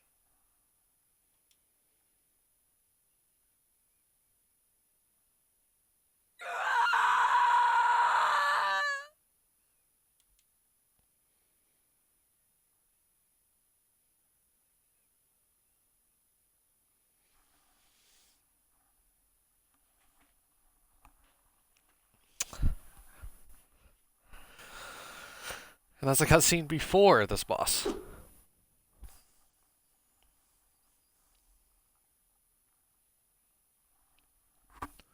So you are finally here to claim my power.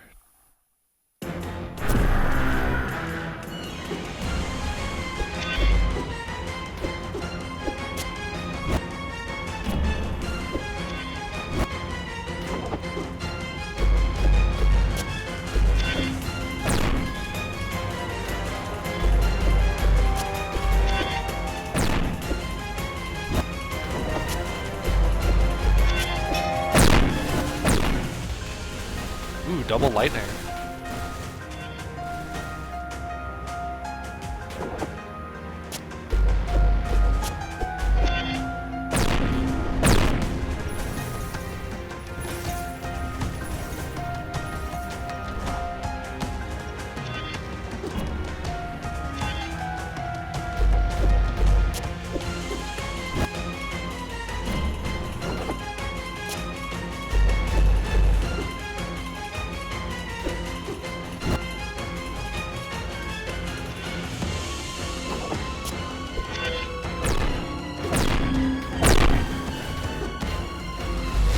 Oh, fuck. I forgot about that attack.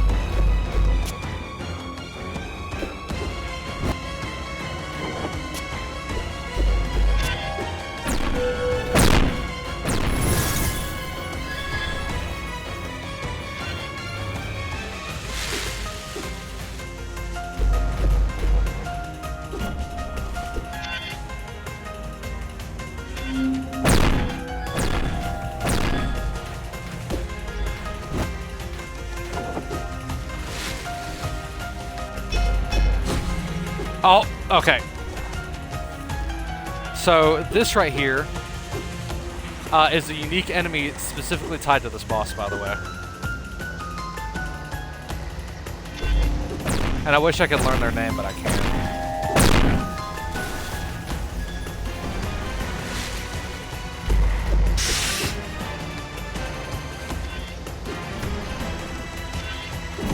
There we go.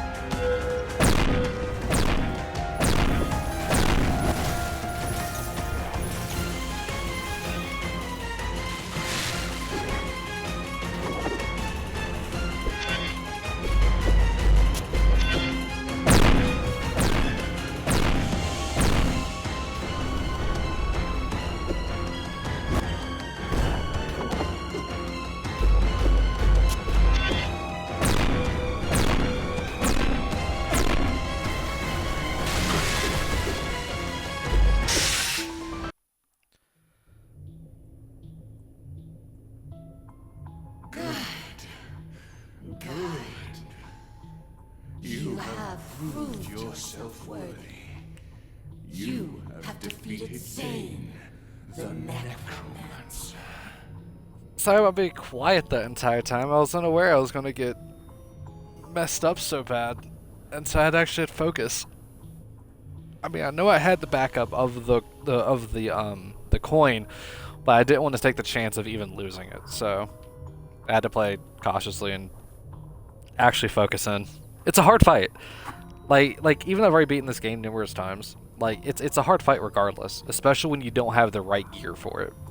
Because with the right gear, you can kill him in just a few shots. But he's definitely harder the first time you go through, and just anytime you don't have good equipment. Does that mean it's over? Will I be able to revive Coco? Just to give an idea, I was going through fairly casually, and I had a throwing axe, and I used a charge attack. It did 78 damage, and still didn't kill him. You could do much more than just that. Be immortal. Subdue entire nations. Would you really waste all that power only to bring back a stupid and insignificant woman? You think I would have done all of this for something as ridiculous as power? Don't insult me. I have your sword, Necromancer. Do whatever you must to it so I can use it on Coco. I gotta say, one of the things I'm really happy about that fight is the fact I got to see the unique enemy that shows up during this fight, because he's only in this fight. It was that like kind of like wispy dog looking thing. If it is in the game in any other location, I have never seen it. It doesn't even appear in the bestiary, so it has to be unique to him. Stupid girl. That sword cannot revive a human. It can only give life to soulless things, like those monsters you have been facing. What? So, it was all a lie? Not completely.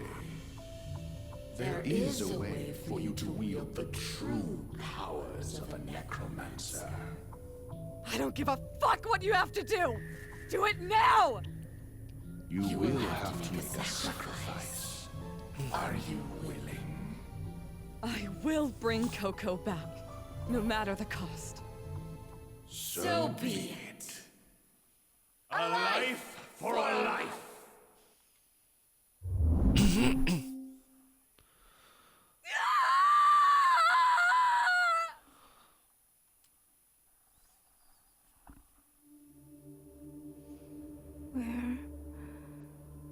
Where am I?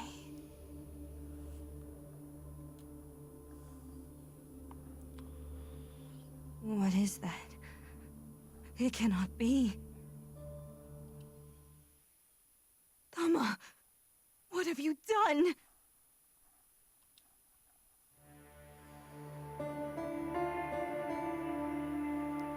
Took 2 hours, literally just shy of 2 hours, about 20 seconds shy of it, to get to the little twist to this.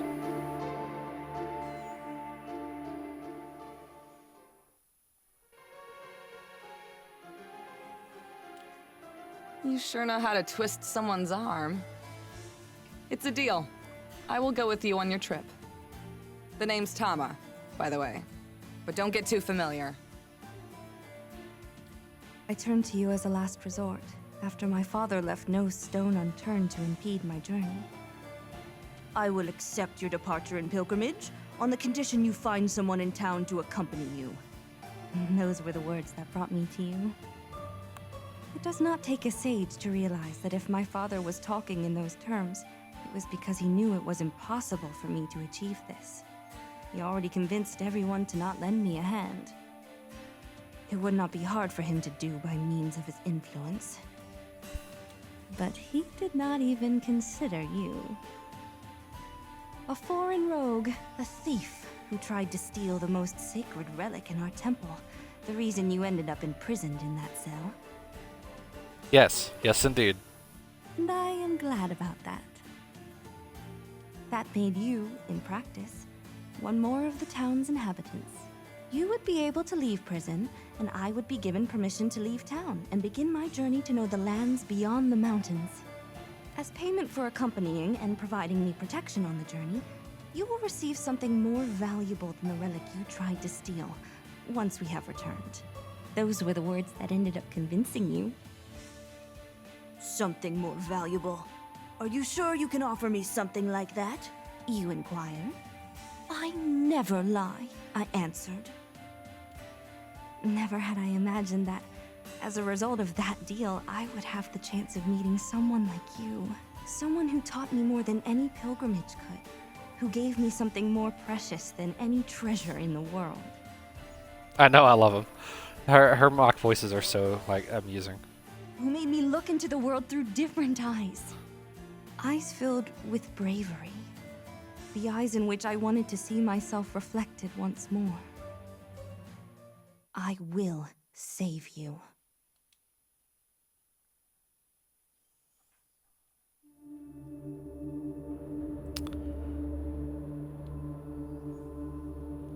Okay, so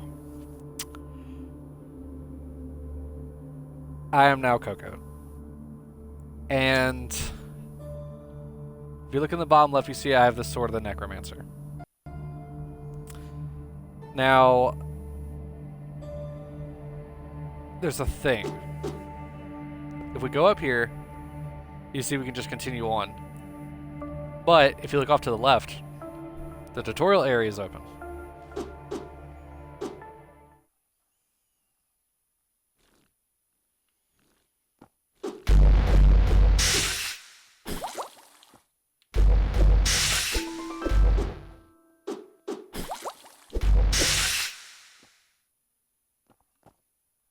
And as you can see, the sword from earlier is here.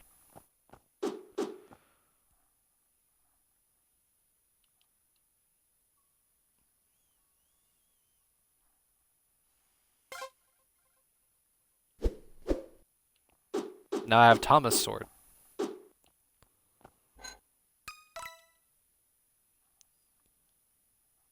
Oh, that's interesting. Ooh. Oh no. Okay. So You do better to take your clothes off. This is going to get sweaty. I'll touch on something after this cutscene's done. No, I'll show you in a minute. Just let this cutscene play out. What are you saying? Do you want me to undress here in the middle of nowhere? You don't need to get naked, idiot. Leave your underwear on. If you keep your clothes on, you're going to stink later. And why do you care anyway? No one's going to see us. You had already stripped off your shirt, and were it not for the bandages that barely covered your chest, you would have stood with your torso completely exposed. The life you had led had given you an athletic physique. Slender, but strong and toned muscles. It was precisely one of the reasons I did not want to get naked in front of you. So you would not glance at my body, so feeble in comparison to yours. How embarrassing! Here, take this. Your sword? If you want to learn how to fight with a sword, it's best that you use a real one. That way you'll grow accustomed to its weight and balance. And what about you? I will do fine with this stick. More than enough to practice against a novice. What if I hurt you? Would it not be better if I used a branch too? No weapon cuts in the hands of a coward. Fighting against you, it may as well be a sword-shaped twig. You'd be lucky to touch me. On guard! That was the first time you showed me how to fight with a sword. Ever since that encounter with the monster, I felt utterly useless and helpless, and asked you to teach me how to defend myself in case something like that were to happen again. Reluctantly, you accepted. Although now that you were in the heat of the moment, you seemed to be having a great time. Your idea of teaching me to battle was to ram against me over and over with your makeshift sword, whilst I did my best to evade those blows using your heavy gladius. When it seemed there was an opening, I tried to charge, without success, since you simply parried my attack like someone who shoos flies away. After blocking one of my attacks, you always dealt a graceful blow, only to destabilize me. Almost kindly, they didn't even hurt. But it was frustrating. We kept practicing for almost 2 hours, and feeling like a failure for not being able to hit you even once, I could not go on.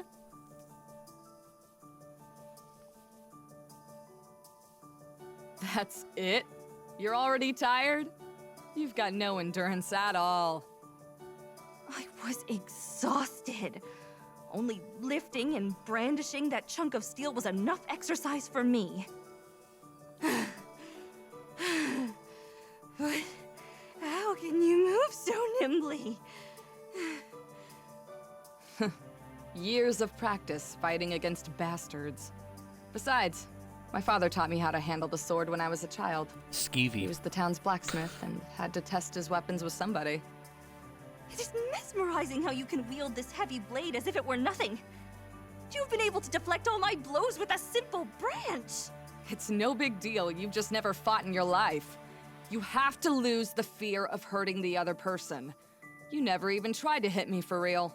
But how do you expect me to really attack you? This was meant to be practice. You're the one who asked me to teach you to fight. It's your job to discover that for yourself. Hey, don't worry. We all have to learn. You should know it better than anyone. Maybe if those sages who taught you how to dance had given you fencing lessons instead, we would be singing a different tune. But that's enough for today. We'll keep practicing from time to time. And who knows? Perhaps eventually you'll be able to give me a scratch.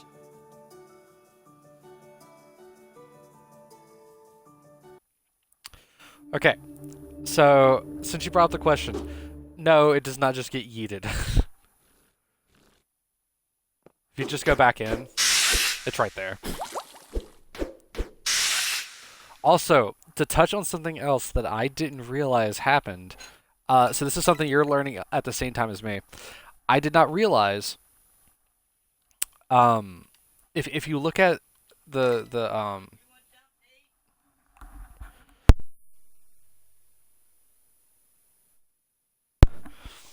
if you kind of rewind for a brief moment, you'll notice that Thomas' sword had random perks on it. But now, since the cutscene played and I'm back in here, it now has soul save, which in my opinion makes this one of the it makes this the better weapon than Sword of the Necromancer, because of the fact that now soul save reduces the cost of all soul usage. So now you can dodge twice as much. But also, if I pick it back up, one, I lose my health. But like you can go through the game the second time with either weapon. The trade-off is you can't summon monsters. At least I'm pretty sure it had different perks when I picked it. Yeah, so you can see it's this right now. It has critical and charged critical.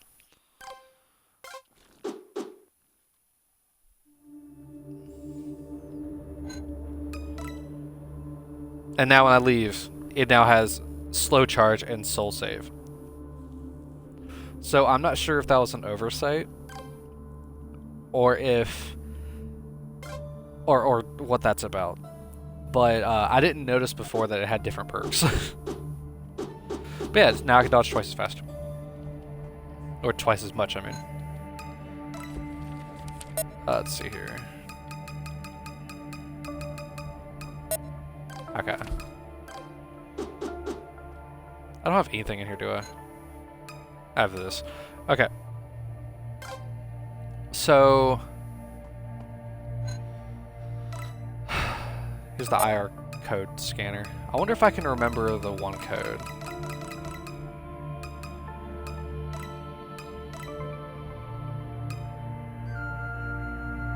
Probably not.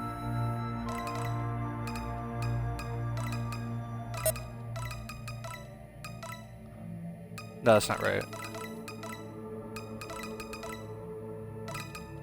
I had to remember this. It's such a weird code.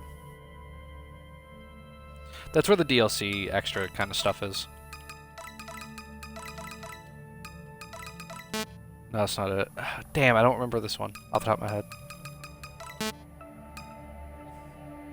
Oh well. But But yeah, this is for like DLC stuff that hasn't came, or not DLC, but it's really just extra stuff that is being worked on right now. This will unlock later. Okay, so there is a unique thing depending on what you do. As much as I love using Thomas' sword, I'm actually going to go through the game with the sword of the Necromancer and see what happens.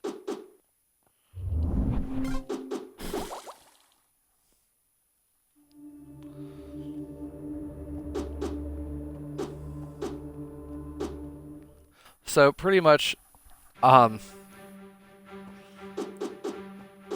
deciding to go through the game with the sword of the Necromancer right now because I want to experience something I haven't experienced yet.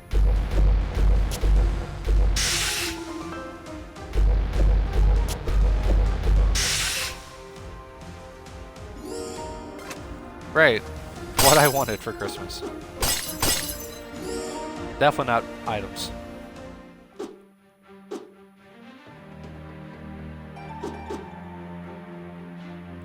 But yeah, right now, Hiboshi is kind of like working on the Coliseum mode, which I don't know what that's going to entail. Maybe it's challenges, maybe it's something altogether different. But he's currently working on it. He's also, I think, working on a dungeon builder as well, so that way you can make your own dungeon and like play around with it. I do know for a fact that with Steam though, people will more than likely be able to share this around and make difficult dungeons for people.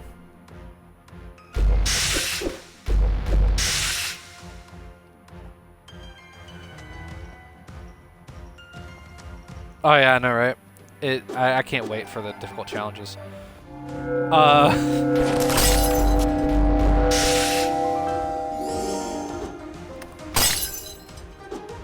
That was a little weird. Sorry if you're wearing headphones, that was hurting my ears.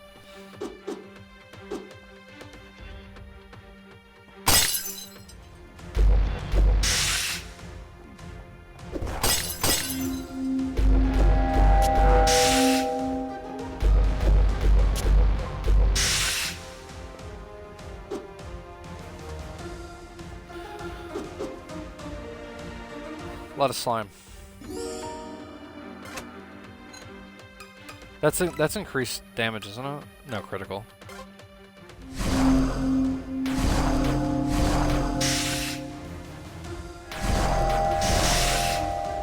Also, anytime the grimoires are used, this is also just a generalized thing, Blitzer, so it's not necessarily just like specifically talking to you, but just in general.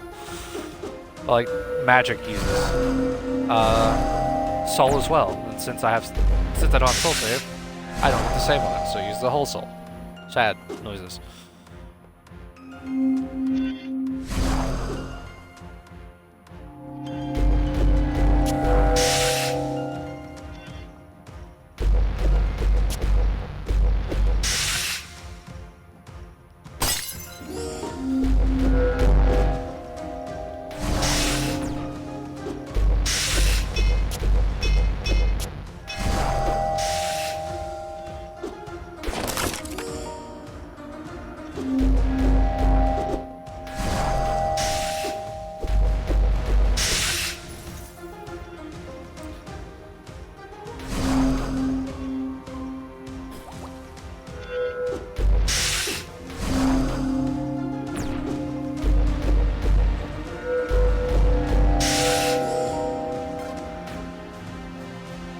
Okay. That seems to just be everything. I'll go kill... Hopefully this dude will level me up. Yep, okay, cool. That's all I wanted before I went to fight the enemies again. Okay, so... Whenever it comes to her interactions with the bosses, this runic text here changes. And sorry about tapping the mic. The runic text changes, but you still can't read it. However, for some reason, Coco can, if you look down at the health bar, you can actually see their name now.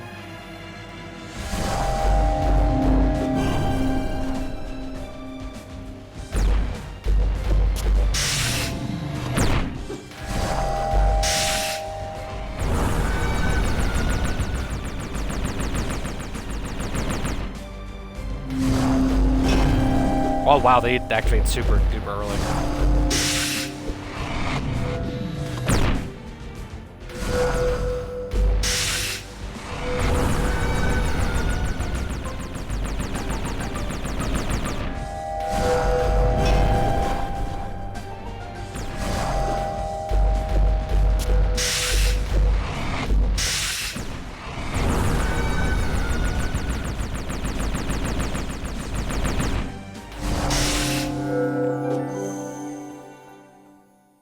Ta-da!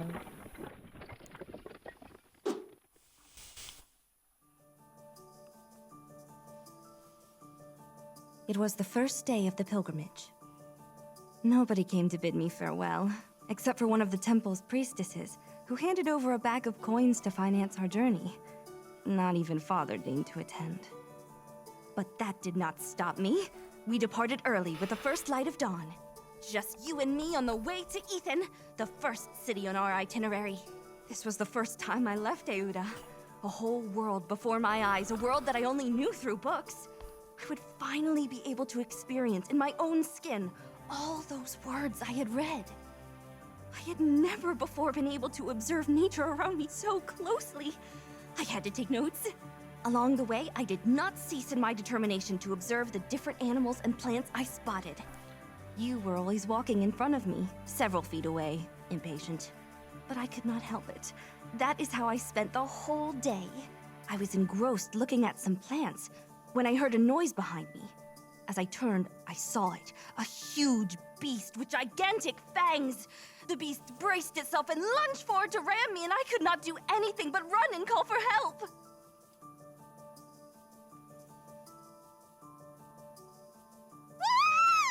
Help me! What's taking you so long now? Get your ass down here already! We're never going to get to Ethan if you keep stopping to smell the roses.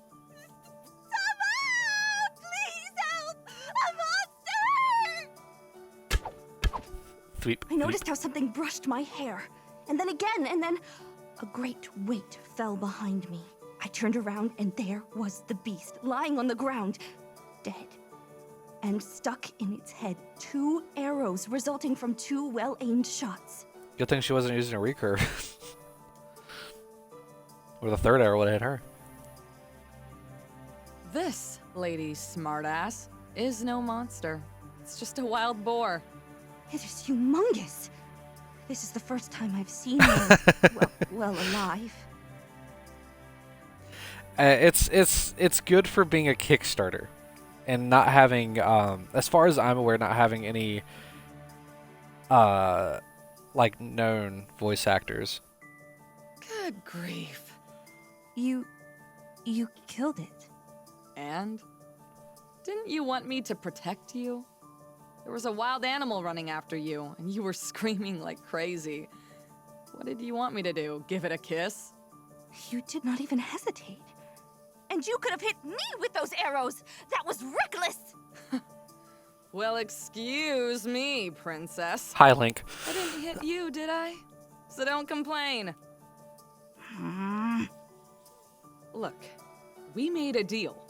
I protect you during this journey, and you pay me when we get back. And if you want me to protect you, I have to kill animals and do even worse things.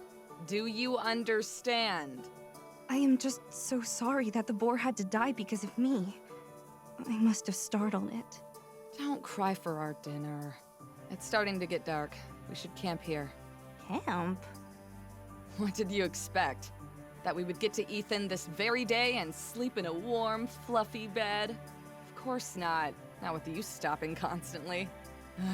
Come on, stop standing there like a royal dimwit and help me carry this thing.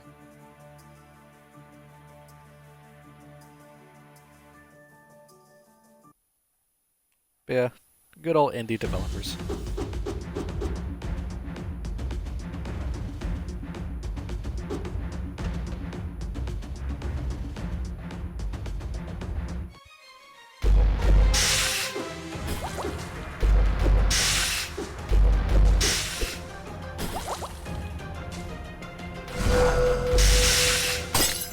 Awesome. Okay. I don't feel like leaving the dungeon, so I'm not going to use the magic green circle.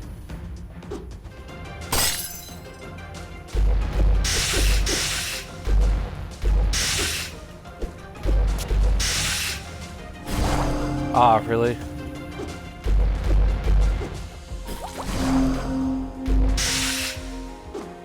I hate harvest scalps. They're so annoying to fight. For some reason, they always seem to have like ridiculously high defense. Probably public. I would have to ask Hiboshi, but I don't know how much of the stuff is done. If you're meaning like the art during the cutscenes, I think multiple different people like made them.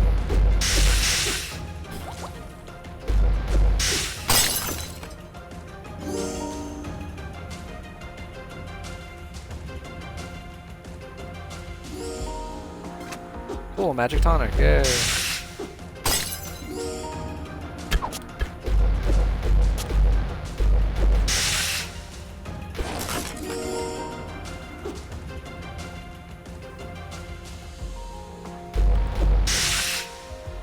Yeah, I mean, this started in Kickstarter, and let's see here. I know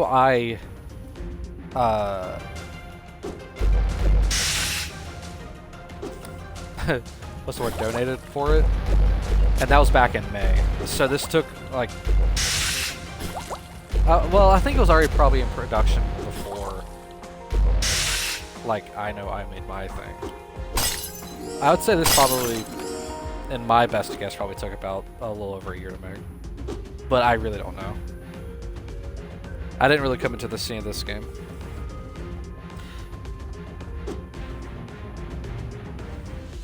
Yeah, I think whenever I found it, I think it only had like maybe 2 or 3 days left before the Kickstarter ended. And it was doing amazing then, so.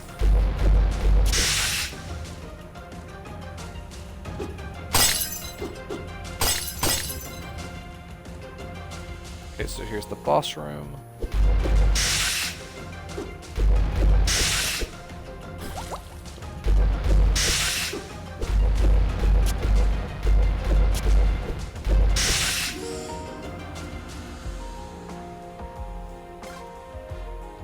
Yeah, like I said, I was at the very, very tail end.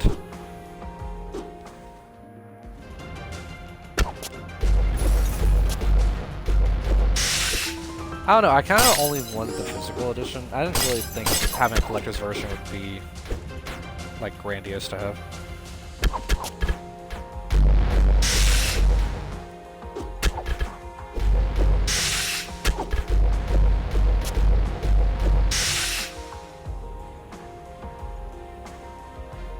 But I'm still happy with how it turned out.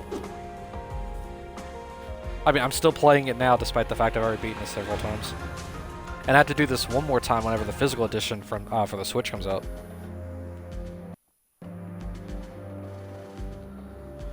But what is it? There, the coffee talk.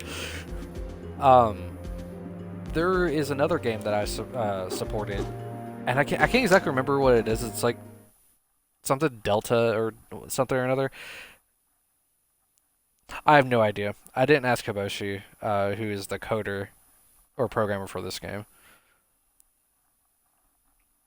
Oh, I also forgot to mention that the dungeons here are procedurally generated. So each time you enter, it's different. Yay! Hello, Junji Ito again.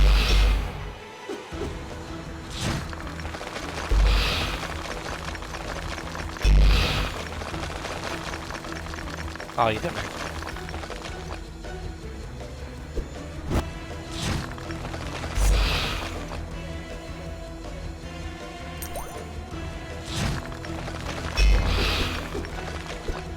Ah, damn it.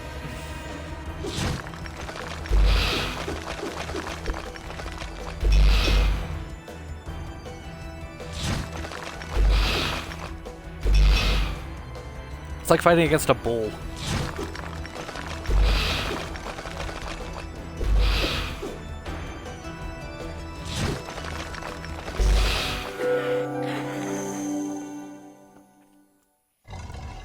And I am 6 levels in, and I still haven't got a thing of health.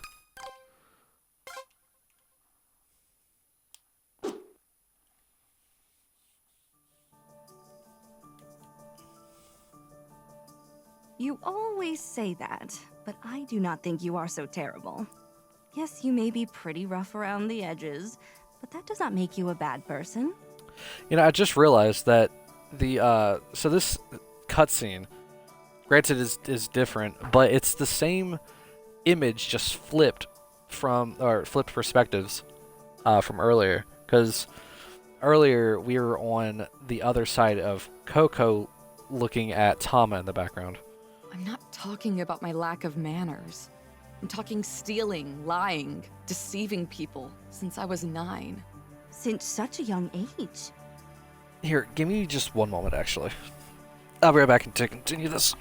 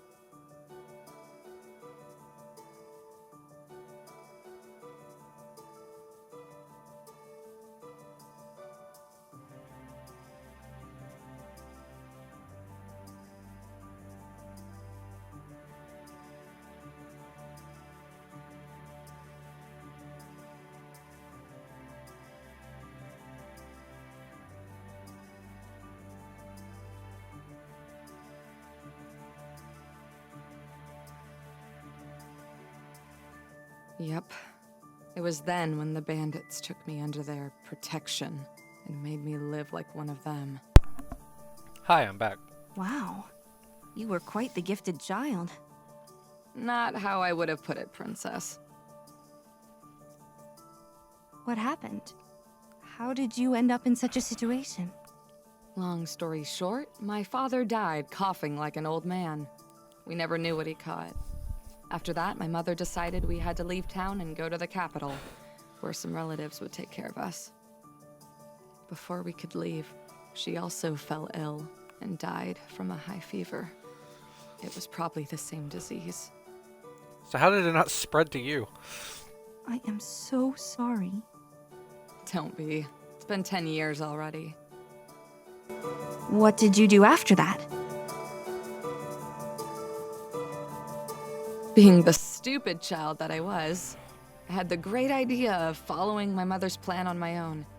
I took what little food we had left and headed into the woods, expecting to cross them and reach the city in search of those relatives that I later found out did not exist.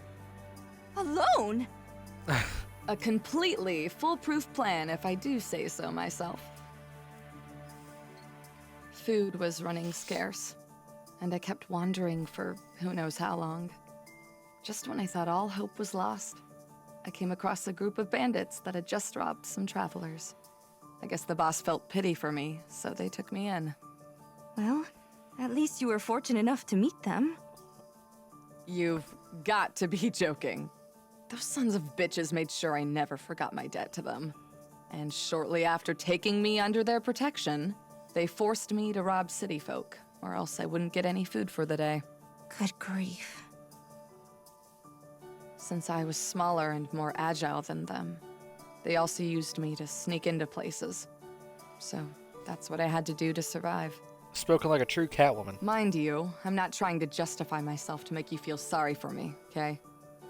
With time, I even took a liking to stealing and threatening people at knife point. I became just another bandit, condemned to live that way forever. But hey, it's not like I expect someone like you to understand. Are you saying that because I had a comfortable life? Comfortable? Any girl would kill to live a tenth of what you have lived. Well, I will not even try to compete with what you have been through. It is evident that you have been through much worse than me. But I have not lived as happy of a life as you might think. So you're saying that little princesses can also cry? For other reasons, but yes. I have lived all my life in the shadow of my lineage. Your lineage? What are you, royalty? Let us say that through my veins runs a somewhat special blood, descending directly from the Nodam. A daughter of the gods' messengers, no less. And you expect me to not call you princess? That is why my family are the ones in charge of the Temple of Euda. We are the only remnants of Nodam on the mainland. Of course, because they ran off and bailed out. And if you're that special, what the hell are you doing traveling alone with a dirty bandit? Shouldn't your daddy be extremely worried about what happens to his little girl? Father hopes that I turn back to the temple scared and without completing the pilgrimage. There are two things that our family takes very seriously. Keeping promises and keeping the Nodam's pride and honor. If I am here with you, it is for those two reasons.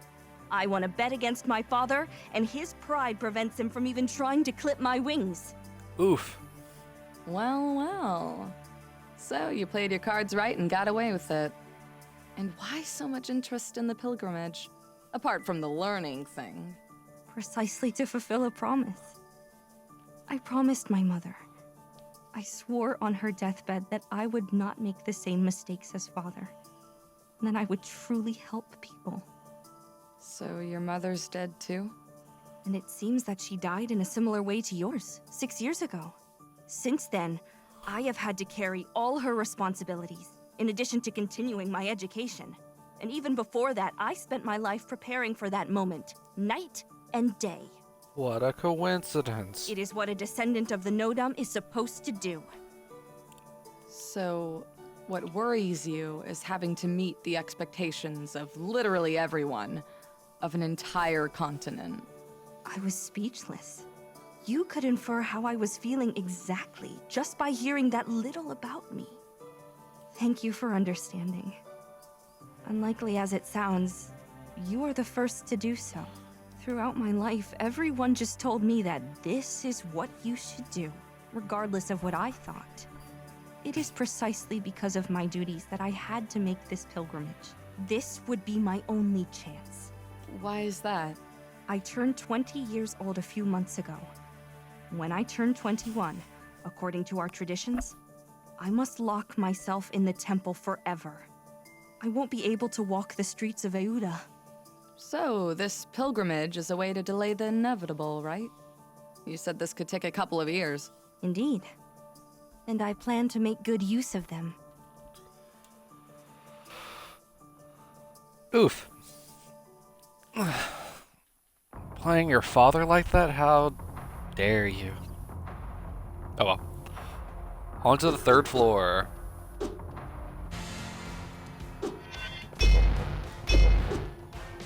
Let's grab this real quick. Jewel of Wind. So I do wind damage now? Anything else? Are you... Come on! Wow. God, I mean, I'm used to this game being loud, but... Ice Wind is hella loud.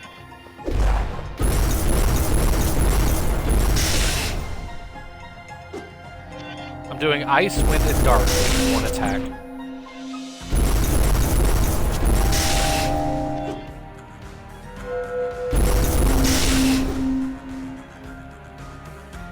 The funny thing is that technically takes care of, if I'm fighting light... Let's see, if I'm fighting light, thunder, or fire, I'll pretty much have an attack bonus, which is nice.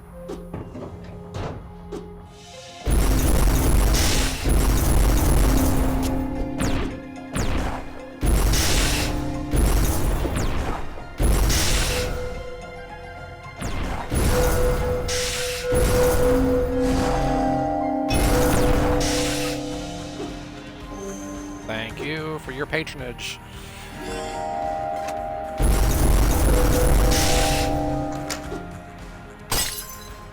Okay.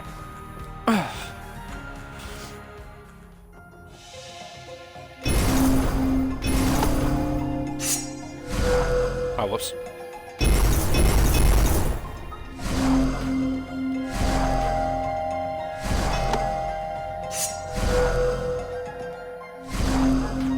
There we go.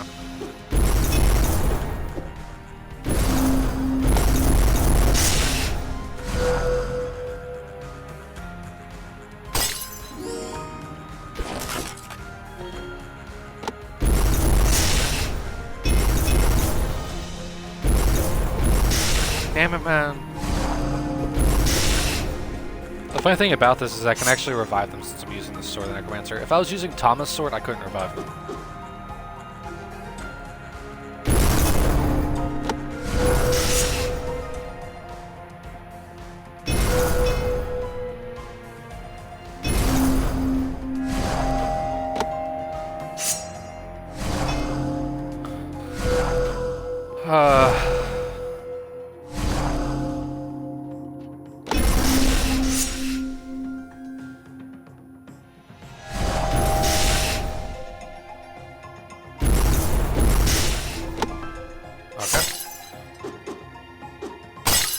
Magic increase, which means more damage from this.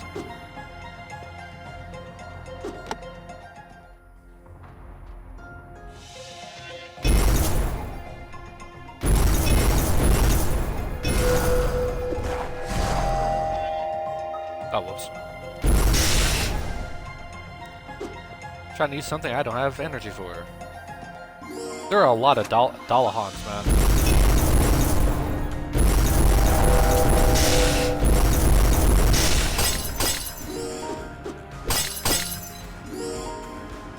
Okay.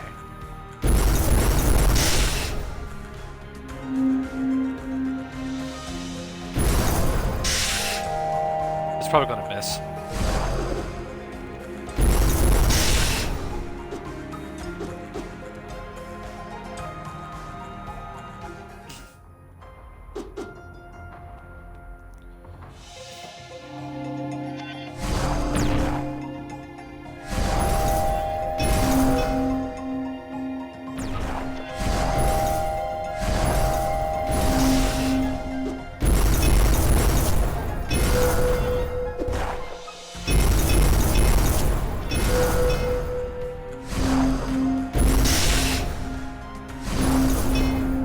Damn it, I didn't have enough energy to dash in.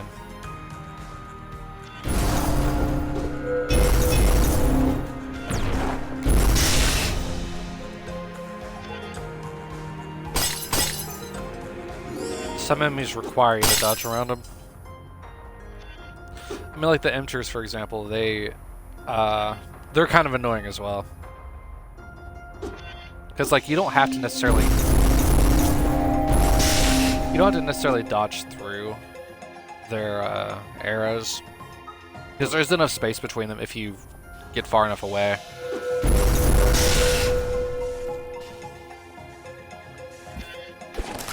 But usually it's just easier.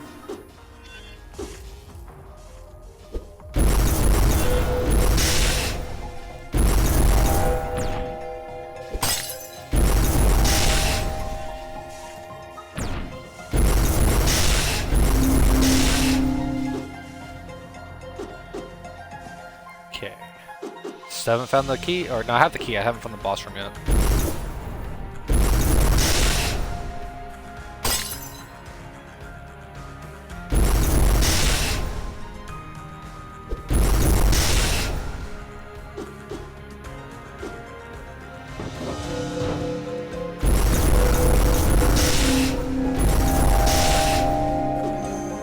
Ah, sucks to suck.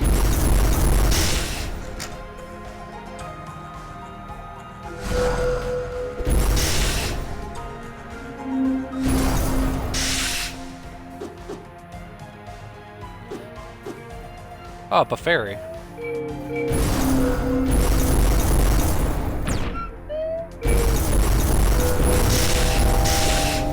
Anytime you see a fairy, if it's an enemy that you can avoid, like a slow lock, it's probably best to just kill the Buffery, since he'll just run away to a different enemy if you kill the one he's buffing.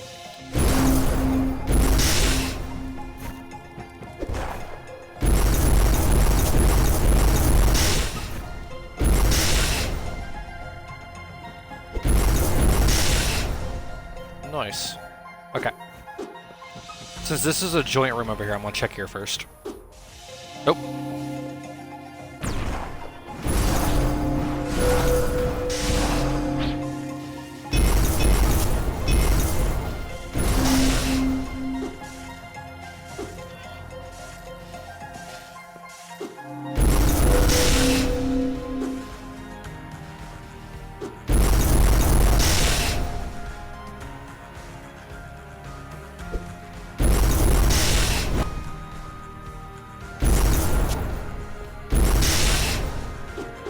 Okay, hopefully I don't have to spend too much longer in here.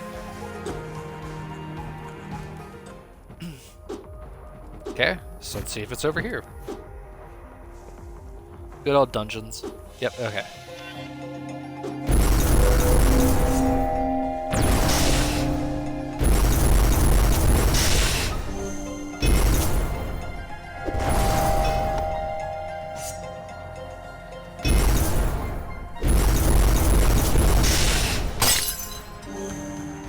Awesome, okay.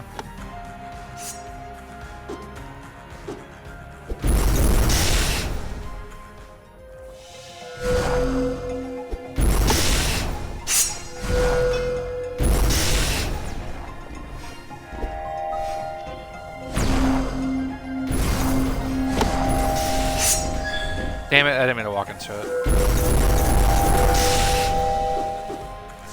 Okay, boss time. Round 2.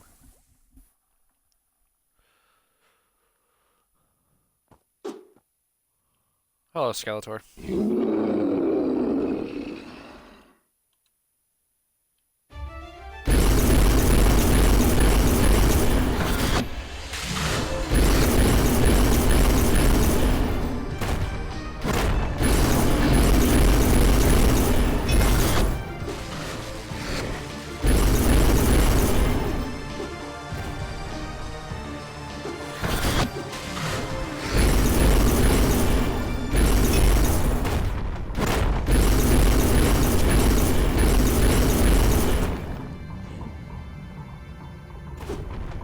Gotta be a little careful now.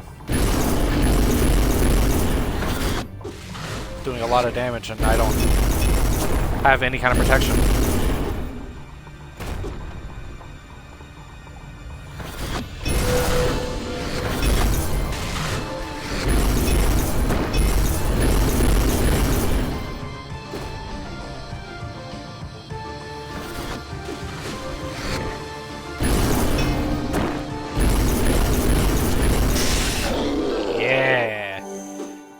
Take that, Skeletor. Or as his name actually is Biodavant, but still. Thank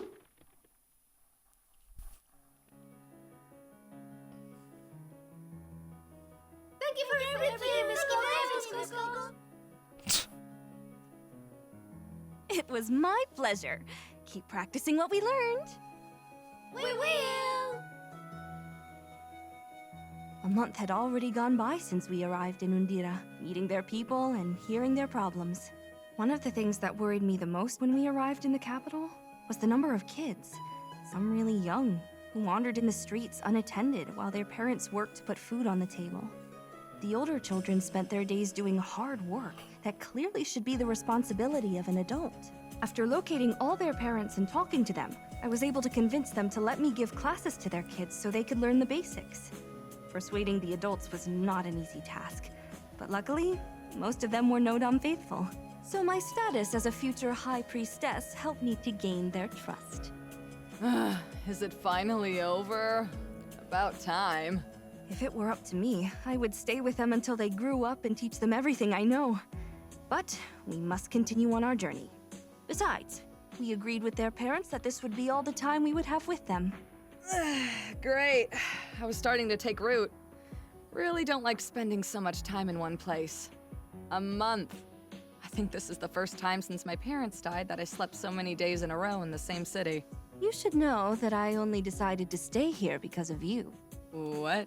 There was something you said when I told you about the instructions I received from the temple sages. I believe you were correct. Any child should have the right to receive such an education. I think I was talking about living a carefree life like yours.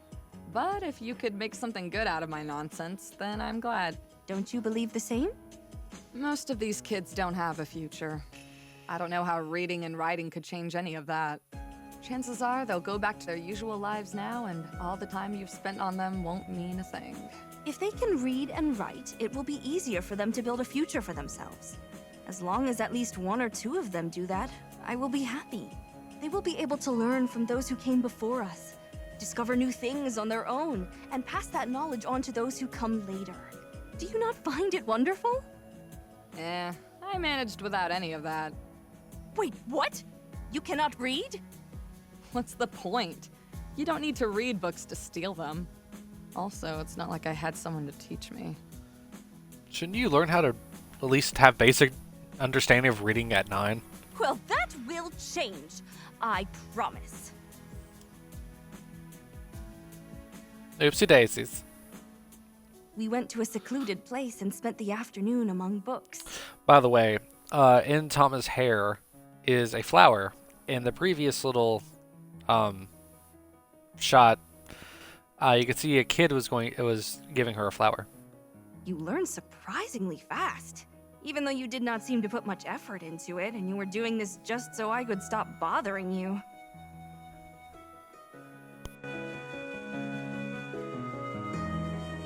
Wow! It is amazing how fast you are grasping these lessons. I guess I may have picked up a couple of things from your classes. I did spend a whole month sitting by your side. Good old teacher's aide. Even if that were the case, it is impressive. It is always harder for an adult to learn new things. No shit. Ah, I They're get stubborn. it. Like you and our sword lessons, huh? That is a completely different matter. Here, read this.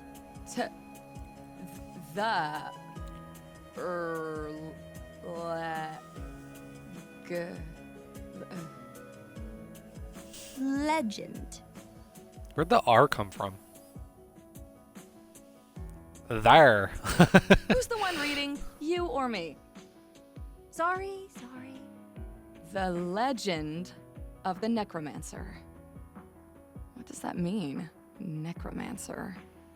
Someone who uses dark arts to manipulate death, and thus, the dead. Nice.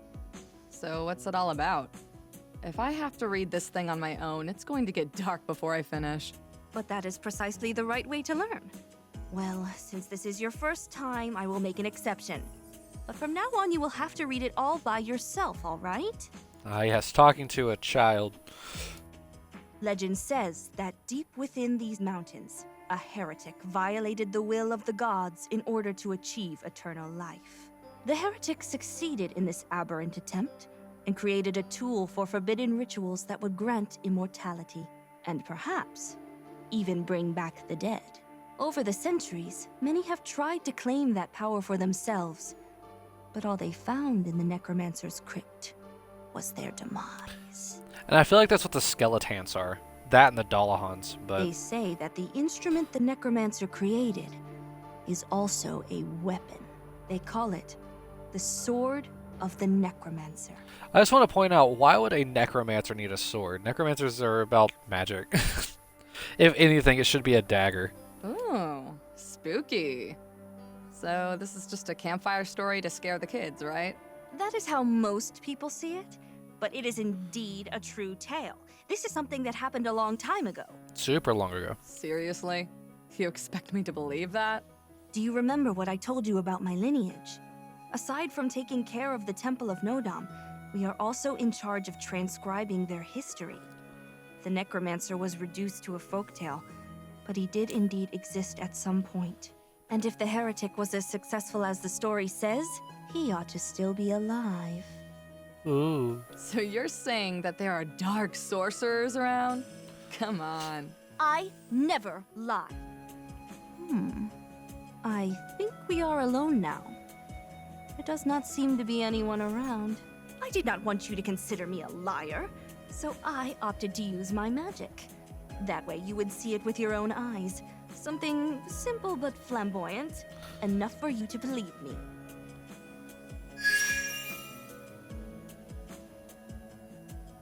What? What the hell is that? This is magic, you skeptic. The light of Nodam. You know, I wasn't paying attention the first time I read through this. And skeptic, right? Skeptic. Am I wrong about how it's spelled? Because I don't know why I thought it's septic for some weird reason. That's impossible! It's all smoke and mirrors! Not at all. You need only understand the laws that govern this world. That is why the ancestors left us their writings, the grimoires, where such things are explained. Ooh. Unfortunately, there are those who use that knowledge to stray from the path of the gods and commit acts that should not be named. Like murder. Like the Necromancer. And you can use that magic because you're a descendant of the Nodam? We could say that I have an innate aptitude for it due to my ancestry. But the truth is that everyone would be able to do it too if they applied themselves. After learning to read the grimoires, of course. But of course.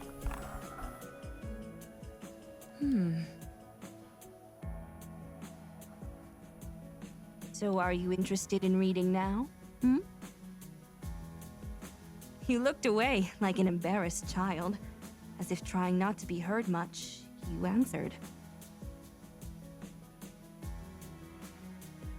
You know, I kind of miss her mocking voice. Yes. Or at least like her talking as if she's talking about someone else. All right! Then you teach me how to fight, and I will teach you to read the ancient language and use the grimoires. Does that sound good? It's a deal.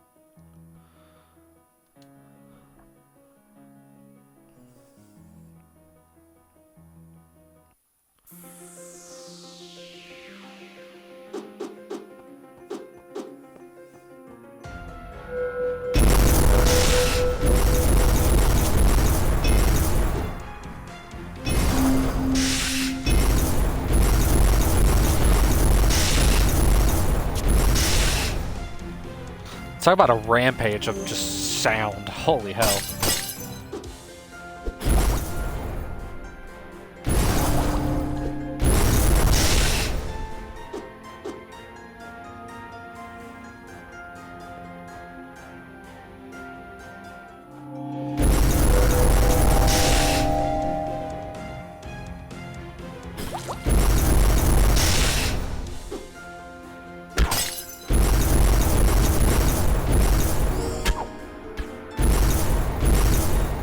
Why won't you die?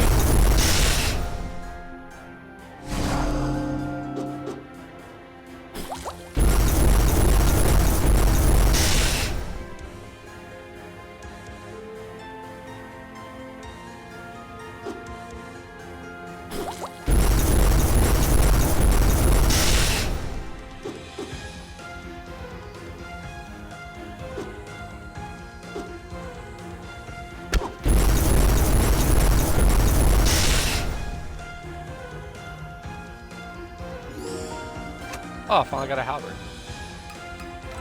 Courageous usually means increases health. Yep. If I lose my critical, I have 50% less damage, and since I have no critical, it can't really decrease it. So keep in mind, all the damage you see is me doing less damage than I should be doing. I already forgot what was on the halberd other than health. Critical, right? Okay, so it's just a overall alright. At least I got more health now. So apparently level 8 you still don't get health.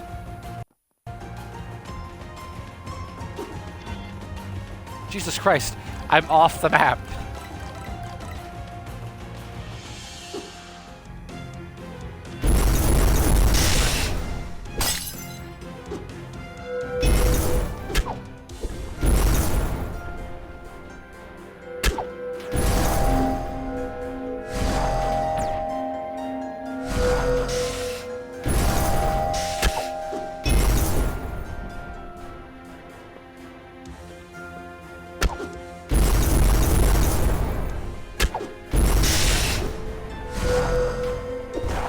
Damn it.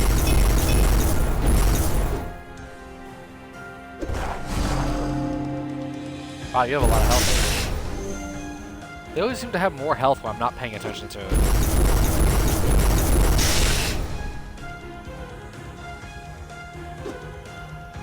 Okay, so I got the boss room.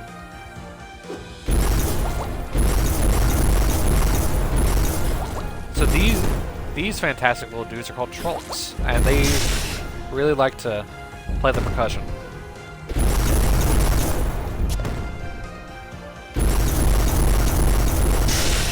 But they're really not that hard to fight either. To be honest, I don't even know if they do damage. I know I got hit by one, but I don't even think it did damage. I think it just put like a debuff on me.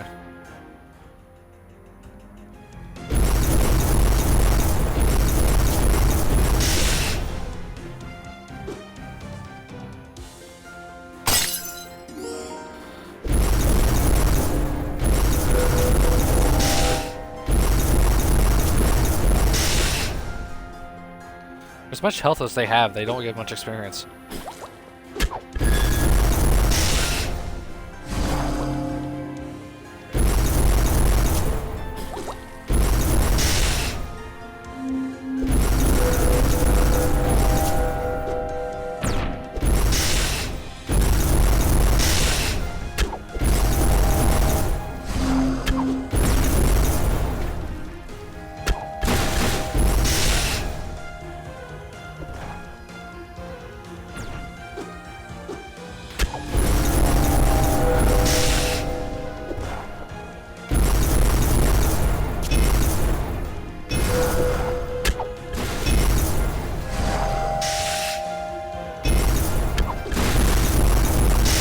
Get rid of him so he stops interfering. Whoops.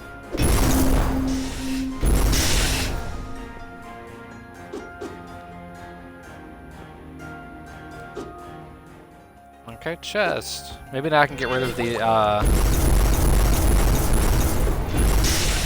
now I can get rid of this stupid, like, overindulging sound. Of course not, why would I?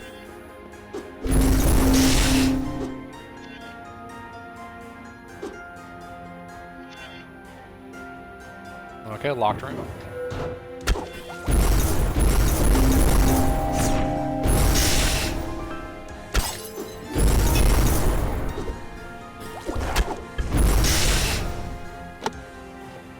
Come here, stop running.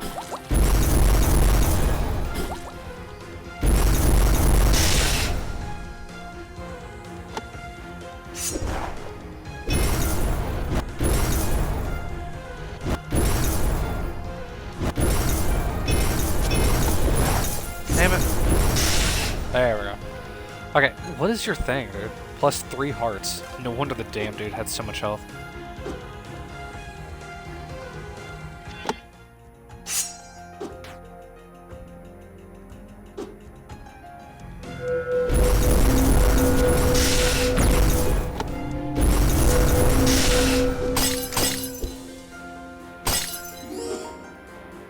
Okay, is that all of them?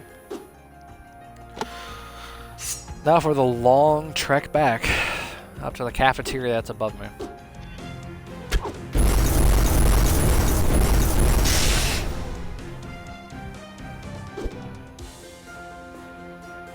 Dun, dun, dun, dun, dun, dun.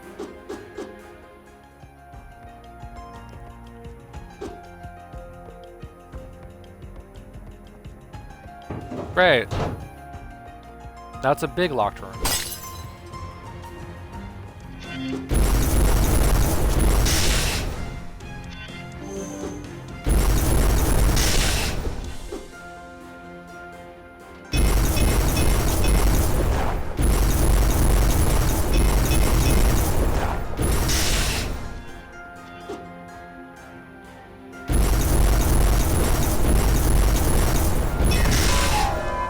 Confused, that's what it was. Okay.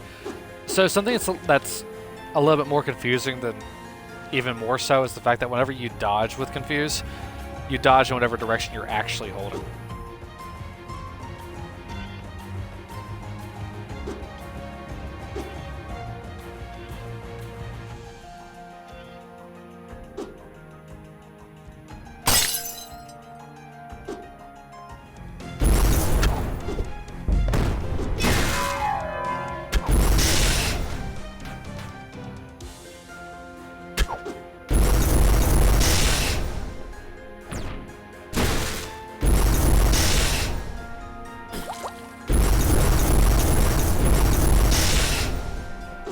Now the infinite combo is even easier to achieve without bonking.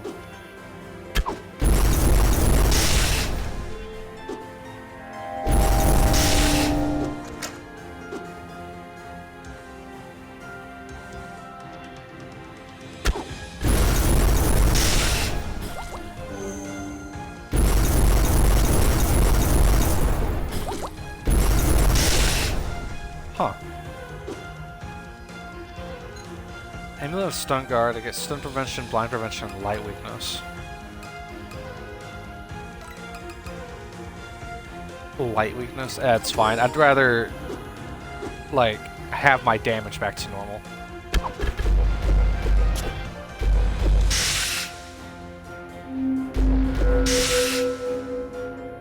And not having the, every single attack I do be deafening to the eardrums.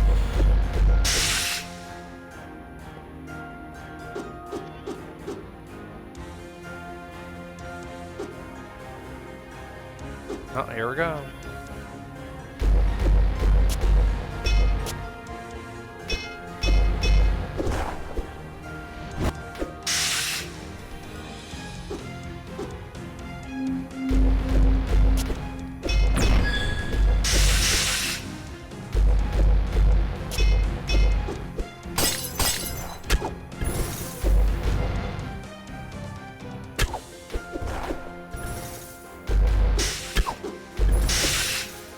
Awesome.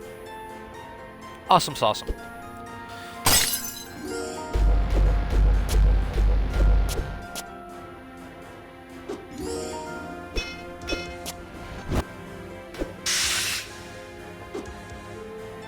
It's like bringing in the axe down.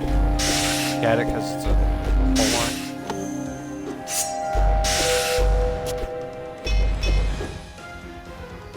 I don't even need to be here.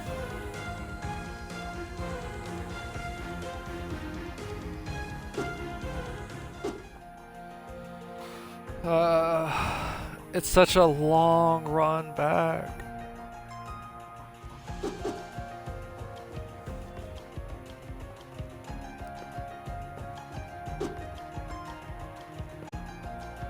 Where have I not been? Wait, I did find the boss room? I guess I kind of forgot about that.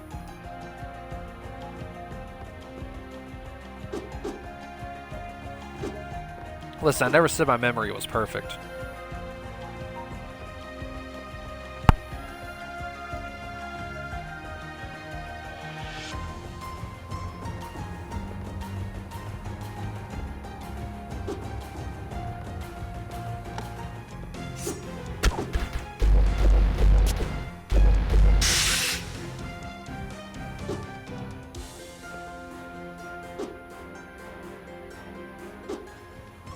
Okay.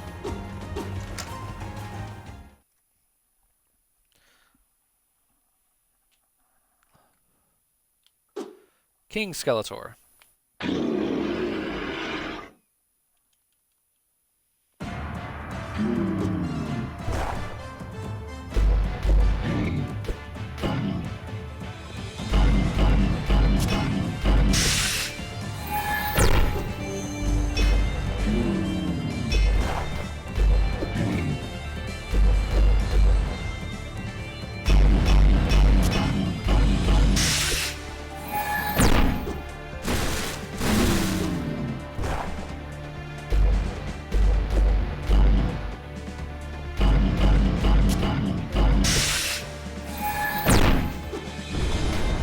Come on.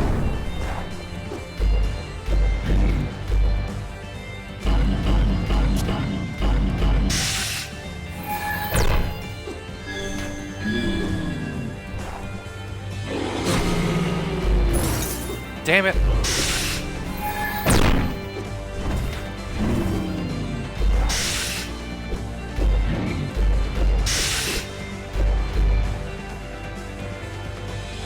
Where'd the heart go?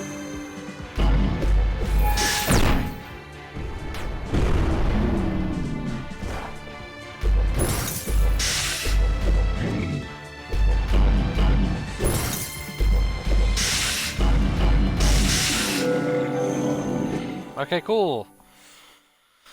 Next cutscene.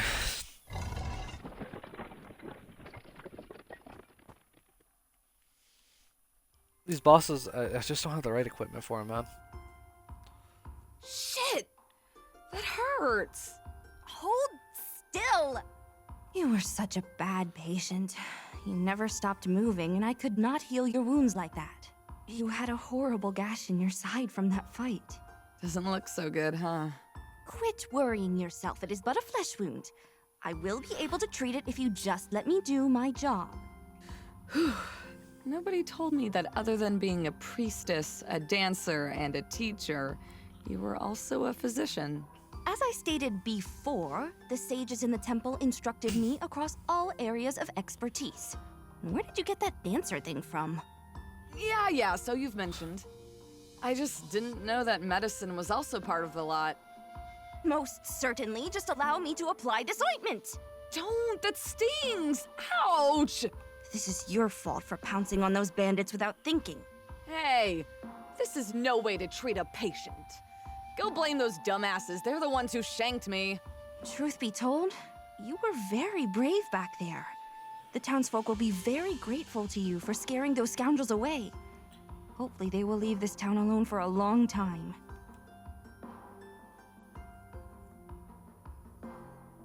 Those assholes will never come back. Not after how we humiliated them. Were they part of your gang? What? You think there's only one bandit gang in the whole world? These were some petty thieves, pretty run-of-the-mill. They got a hit on me out of sheer luck. They weren't even out for blood. If they were from my old gang, we would have been in a lot more trouble, believe me. Well, all that matters is that thanks to your courage, these good people will be able to live in peace. You were quite the hero. It wasn't all me. Your little magic trick with the lights frightened them so much they ran off thinking a witch was out to get them. That is true. Then we are the hero and the witch. Come on. If witches were a thing, you'd be the complete opposite of them. Aww, that is so sweet of you. But they do exist. Remember that story about the Necromancer I told you some time ago? But that sounds more like a folktale to me. Well, it is not. There are those who have used the knowledge from Nodam with dark intent to defy the gods. The Necromancer was one of them.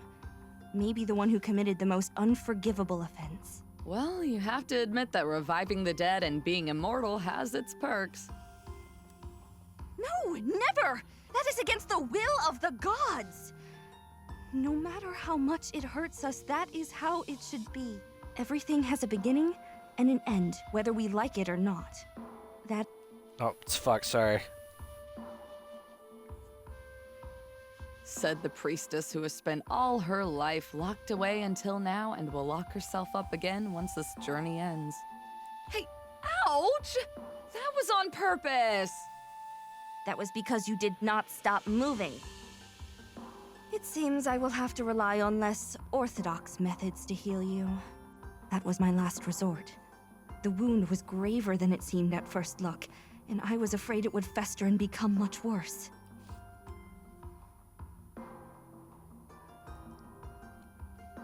Whoa, what are you doing? Is this magic too? Shh, quiet now. You can heal me with magic? Yes, but I should not. This will only speed your recovery, yes? I will not allow any harm to befall my hero.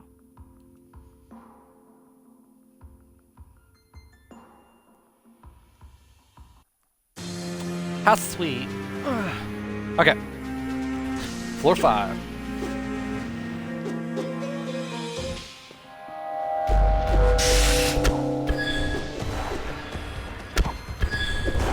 Damn.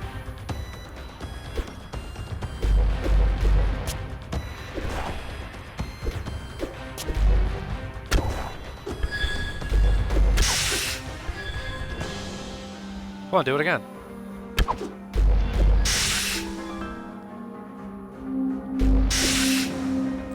If more of you can be light element, that'd be great. Damn it.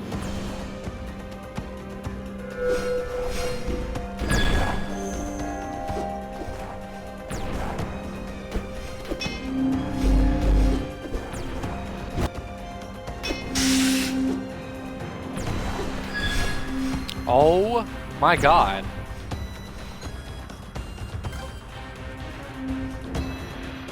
Oh, right, I forgot.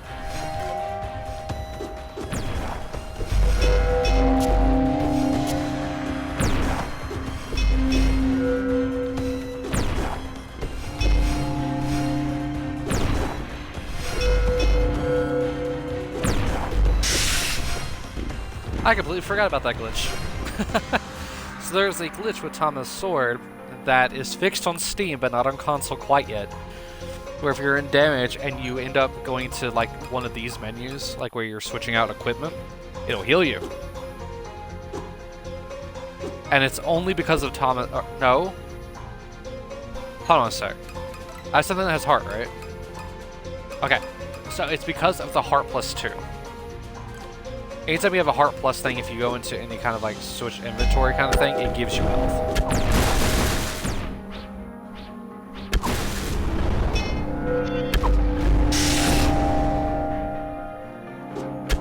For example.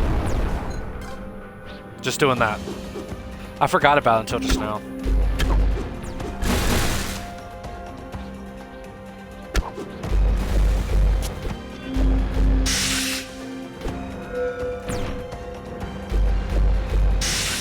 Okay, what's in the chest? Grimoire G of Wind. Gives me ice and wind element. It also gives me wind weakness and I get more damage.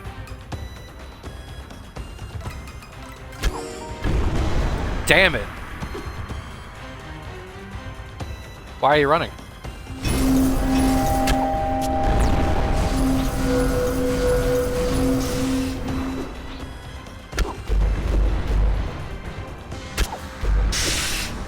There you go.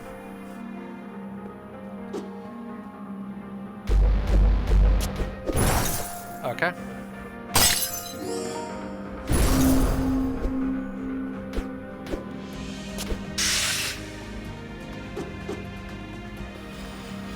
Okay, so I figured now would be a good time because I need to. You know what? I'll just wait.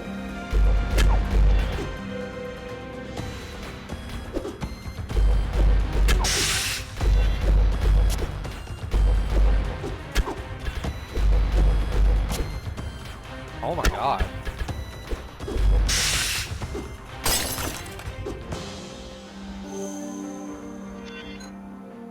Plus 3 heart again.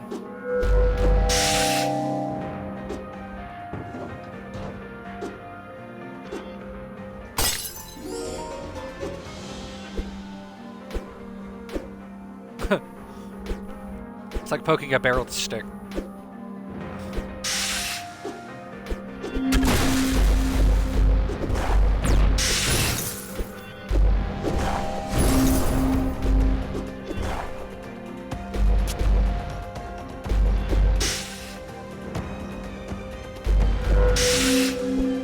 Time to heal.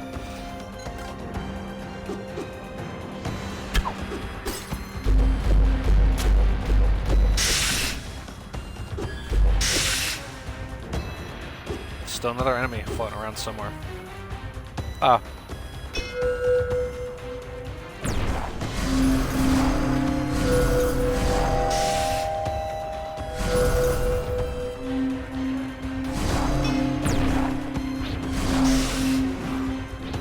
Still not all the enemies. Why are there so many in this one room? Oh yeah, bear.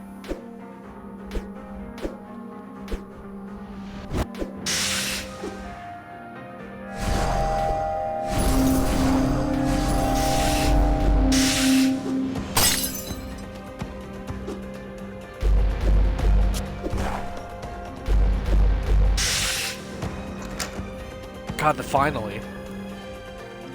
It only took 20 enemies.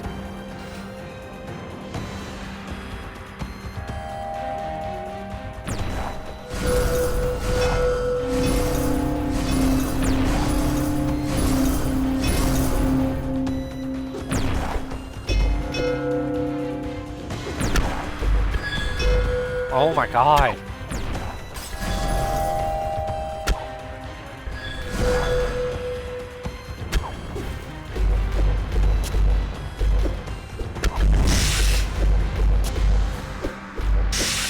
Okay. Heal.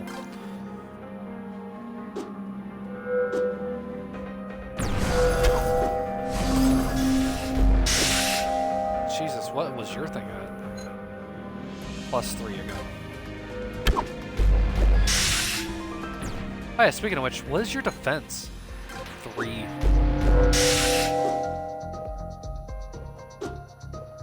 Damn, man.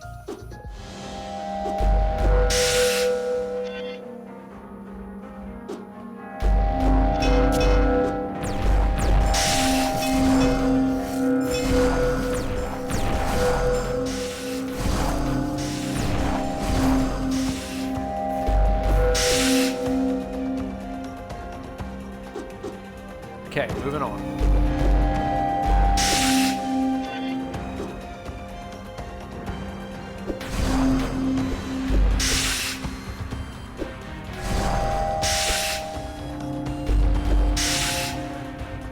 Okay. A magical recurve. Using magical damage, which is similar to that freeze, light element, thunder weakness. I know I'm going to need a recurve.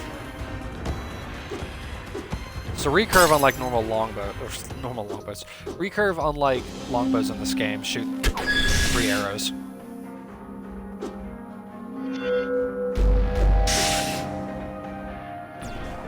However, they hold less ammo because of it.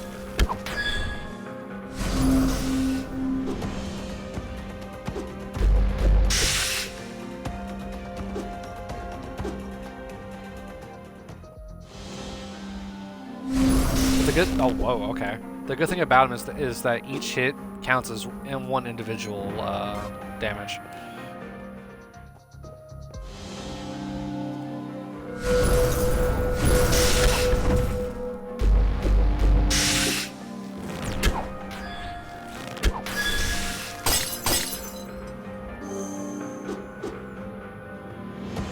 Okay.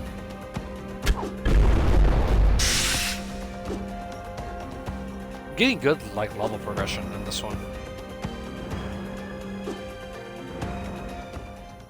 Usually the enemies are very how do I say, stingy about their experience.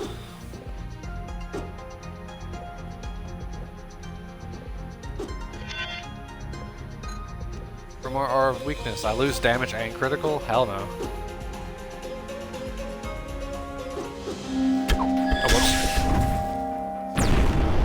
I have no ammo in it, that's why I'm not firing.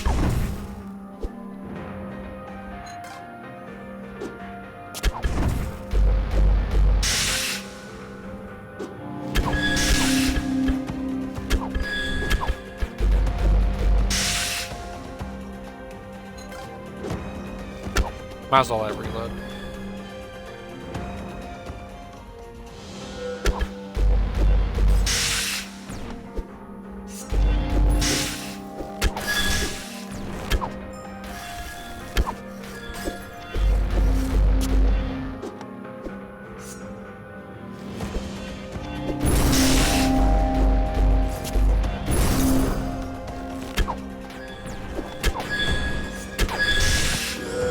God, finally.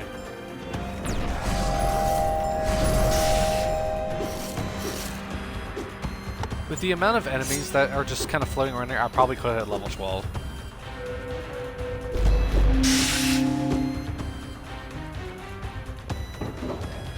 And when I say I'm going to need the levels, I'm going to need the levels.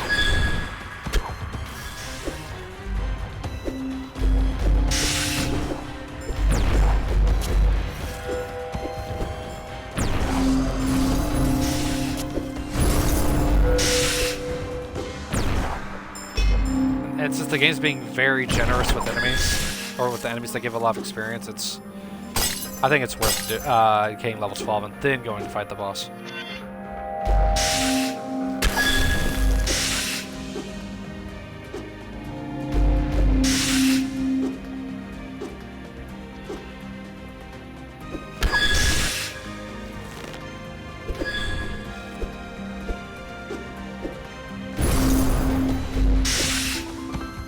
There you go.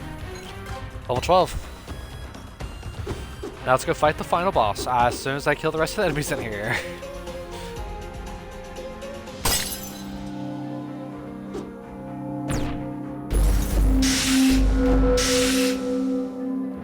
That's not all of them.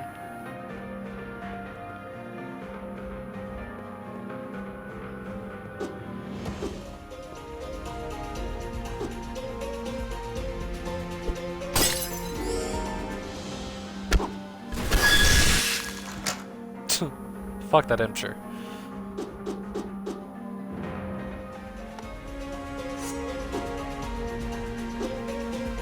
Okay. So, here's the thing about this. The Thomas sword from earlier is the better weapon to bring here for specifically what's going to happen. Now remember, there's a cutscene, and this is my favorite cutscene in the game. The rain caught us by surprise. Soaking wet, we ran to the inn and got into our room. We took off our clothes and put them to dry, wrapping ourselves in blankets in front of the fireplace to warm up. After what had happened that day, I felt totally helpless and impotent.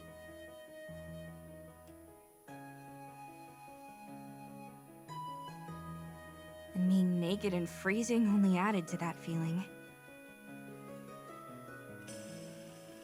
It's raining cats and dogs out there, huh?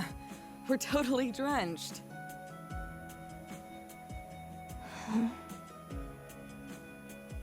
What's the matter? Are you all right? I've never seen you this down before. Upon hearing those words, I could not take it anymore and started crying. All this time I was playing strong, enduring all the bad that we had experienced during the trip. But what we saw that day was too much for me. Hey, what's wrong? Tell me. I cannot.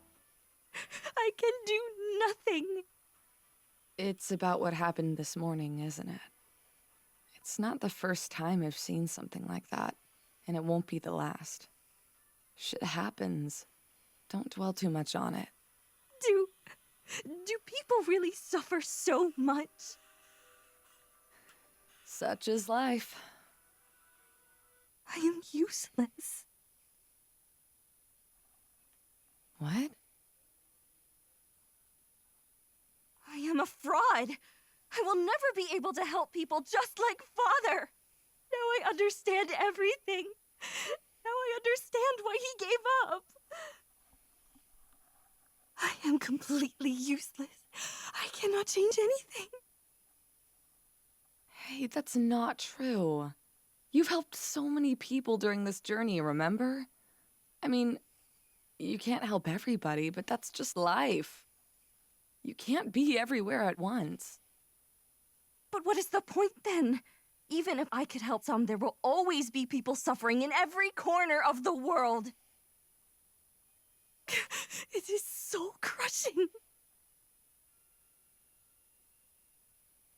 But those that you do help live better lives. Even just a few is better than none, right? Do you remember the one town that was constantly raided?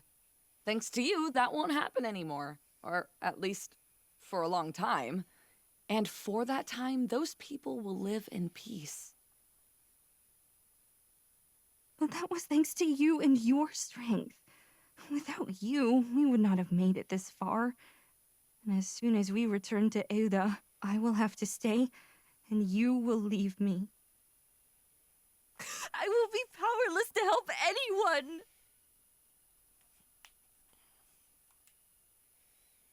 So, let's not go back. What are you saying? I cannot do that. You don't want to make the same mistakes as your father, right? He can't do much because he's always hidden away in his temple. That's no way to help anyone. Problems aren't solved from a distance, nor do they come to you so you can solve them. You have to go where the action is. Are you asking me to neglect my obligations and roam the world trying to fix everything ourselves? Such tripe. Just a suggestion. And, well... You started to look around, like searching for an escape route. After stuttering a couple times, you looked at me. I mean, if you're going to do something like that, it's dangerous to go alone. You'll need a good bodyguard to protect and escort you. What do you mean? Well, this journey hasn't been that bad. And we're already halfway there. Why not make it a little longer and help a few more folks here and there? We could keep going. Forever. But if we do not return to Euda, I will not be able to pay you. What about your dream? What about raising cattle and living a peaceful life? My dream? You approached me and looked at me in a way I had never seen, as if you were gazing into my soul. I could see myself reflected in your eyes, weeping, pathetic. I did not want you to see me like that. I think I found a better one. I was about to ask what you meant by that when my words were silenced by your lips.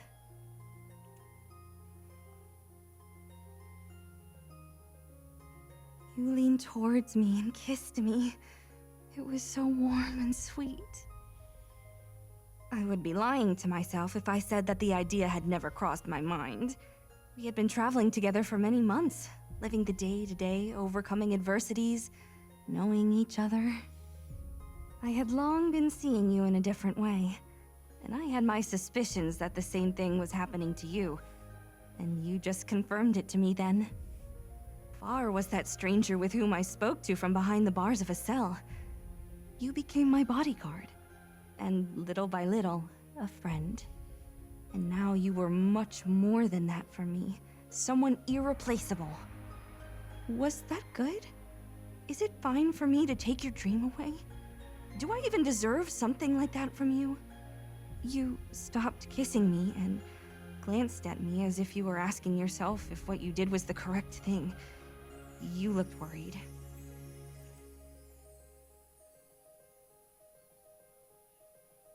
It was at that moment that I made up my mind. I wanted to be with you.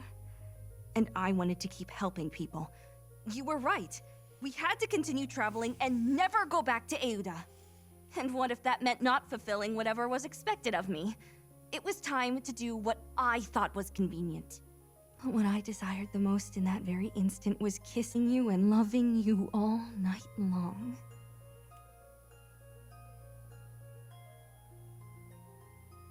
I thank you, Tama. Thanks to you, I found my own way. No priest or priestess of Nodam had done something like that before. Doing it would imply to break the tradition my ancestors had been perpetuating during centuries. However, that tradition did not help me make the world better. What is the purpose of storing all that knowledge if we do not put it to use? For whom are we doing this, if the people of the continent are dying, scraping by, suffering every day? Yes, I can do it. We can do it. We will not be able to help everyone, but we will aid everyone we can. That will not solve everyone's problems, not now. But it will plant the seed so the circumstances improve in the future.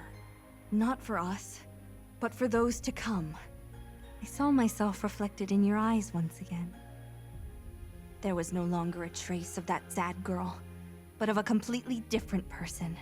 A woman willing to fight for what she believes in. And with you by my side, I know I will achieve it.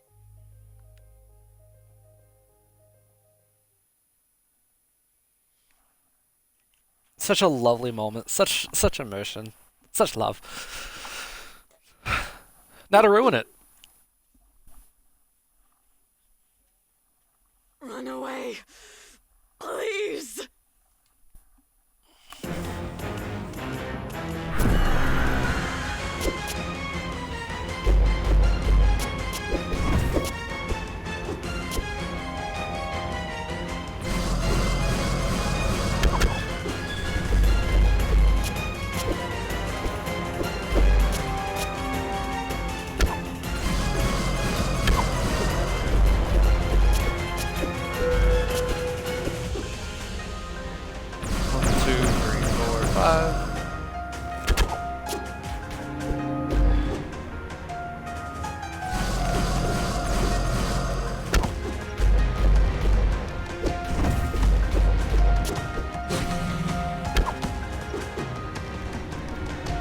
Okay, I'm trying to let my shit recover. Oh wow, I didn't know I could freeze her. Hello?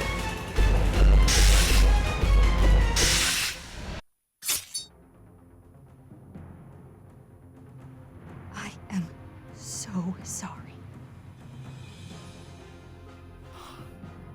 Okay, so here is an important thing.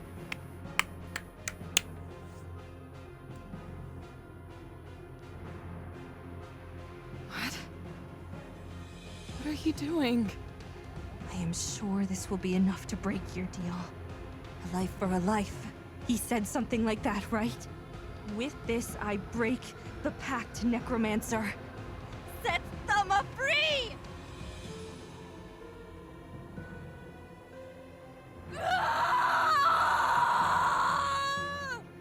Clever girl. I know everything about you, Zane. I know how you deceived countless people to extend your lifespan. I know your lies.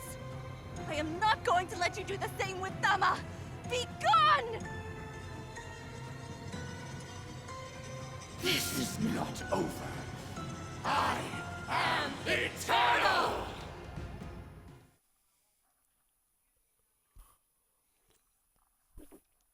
What happened? Do not worry. Do not move. I'm going to heal you. What are you doing here? You should have fled. What have you done, Coco? You must live. If you don't, all I've done... I will not let you sacrifice yourself for me. Why? For the same reason you have done the impossible to bring me back to life. Thumma, I died once. I'm dead already. It is you who must live. I would never forgive myself for continuing to live, knowing that it was at the cost of your life. Do it for me. Enjoy the days you have left in this world. Make the most of them. And then tell me all about your adventures when we meet again someday. Coco. I will never forget all that you have done for me. My hero. All the things we have been through together.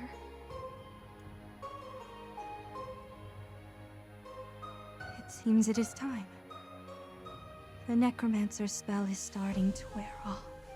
I am so happy for having had the chance to see you once more, Thumma. And to be able to bid farewell in a more dignified manner than the last time. Coco, wait! I have to tell you something. I do not have much time left. I love you! And I always will!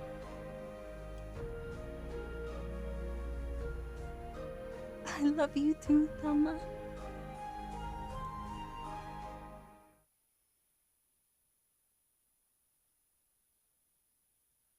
I love you, Coco.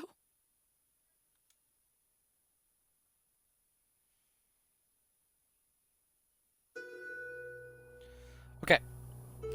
So, this is a very, very, very important thing. That is the bad ending of the game. There is another good ending.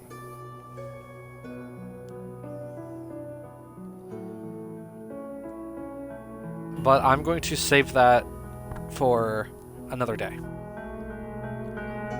I'm gonna let these credits roll. And then I'll end it if nothing else actually happens. But with that, thank you all for coming to watch. I'll bid you all adieu. Memento mori.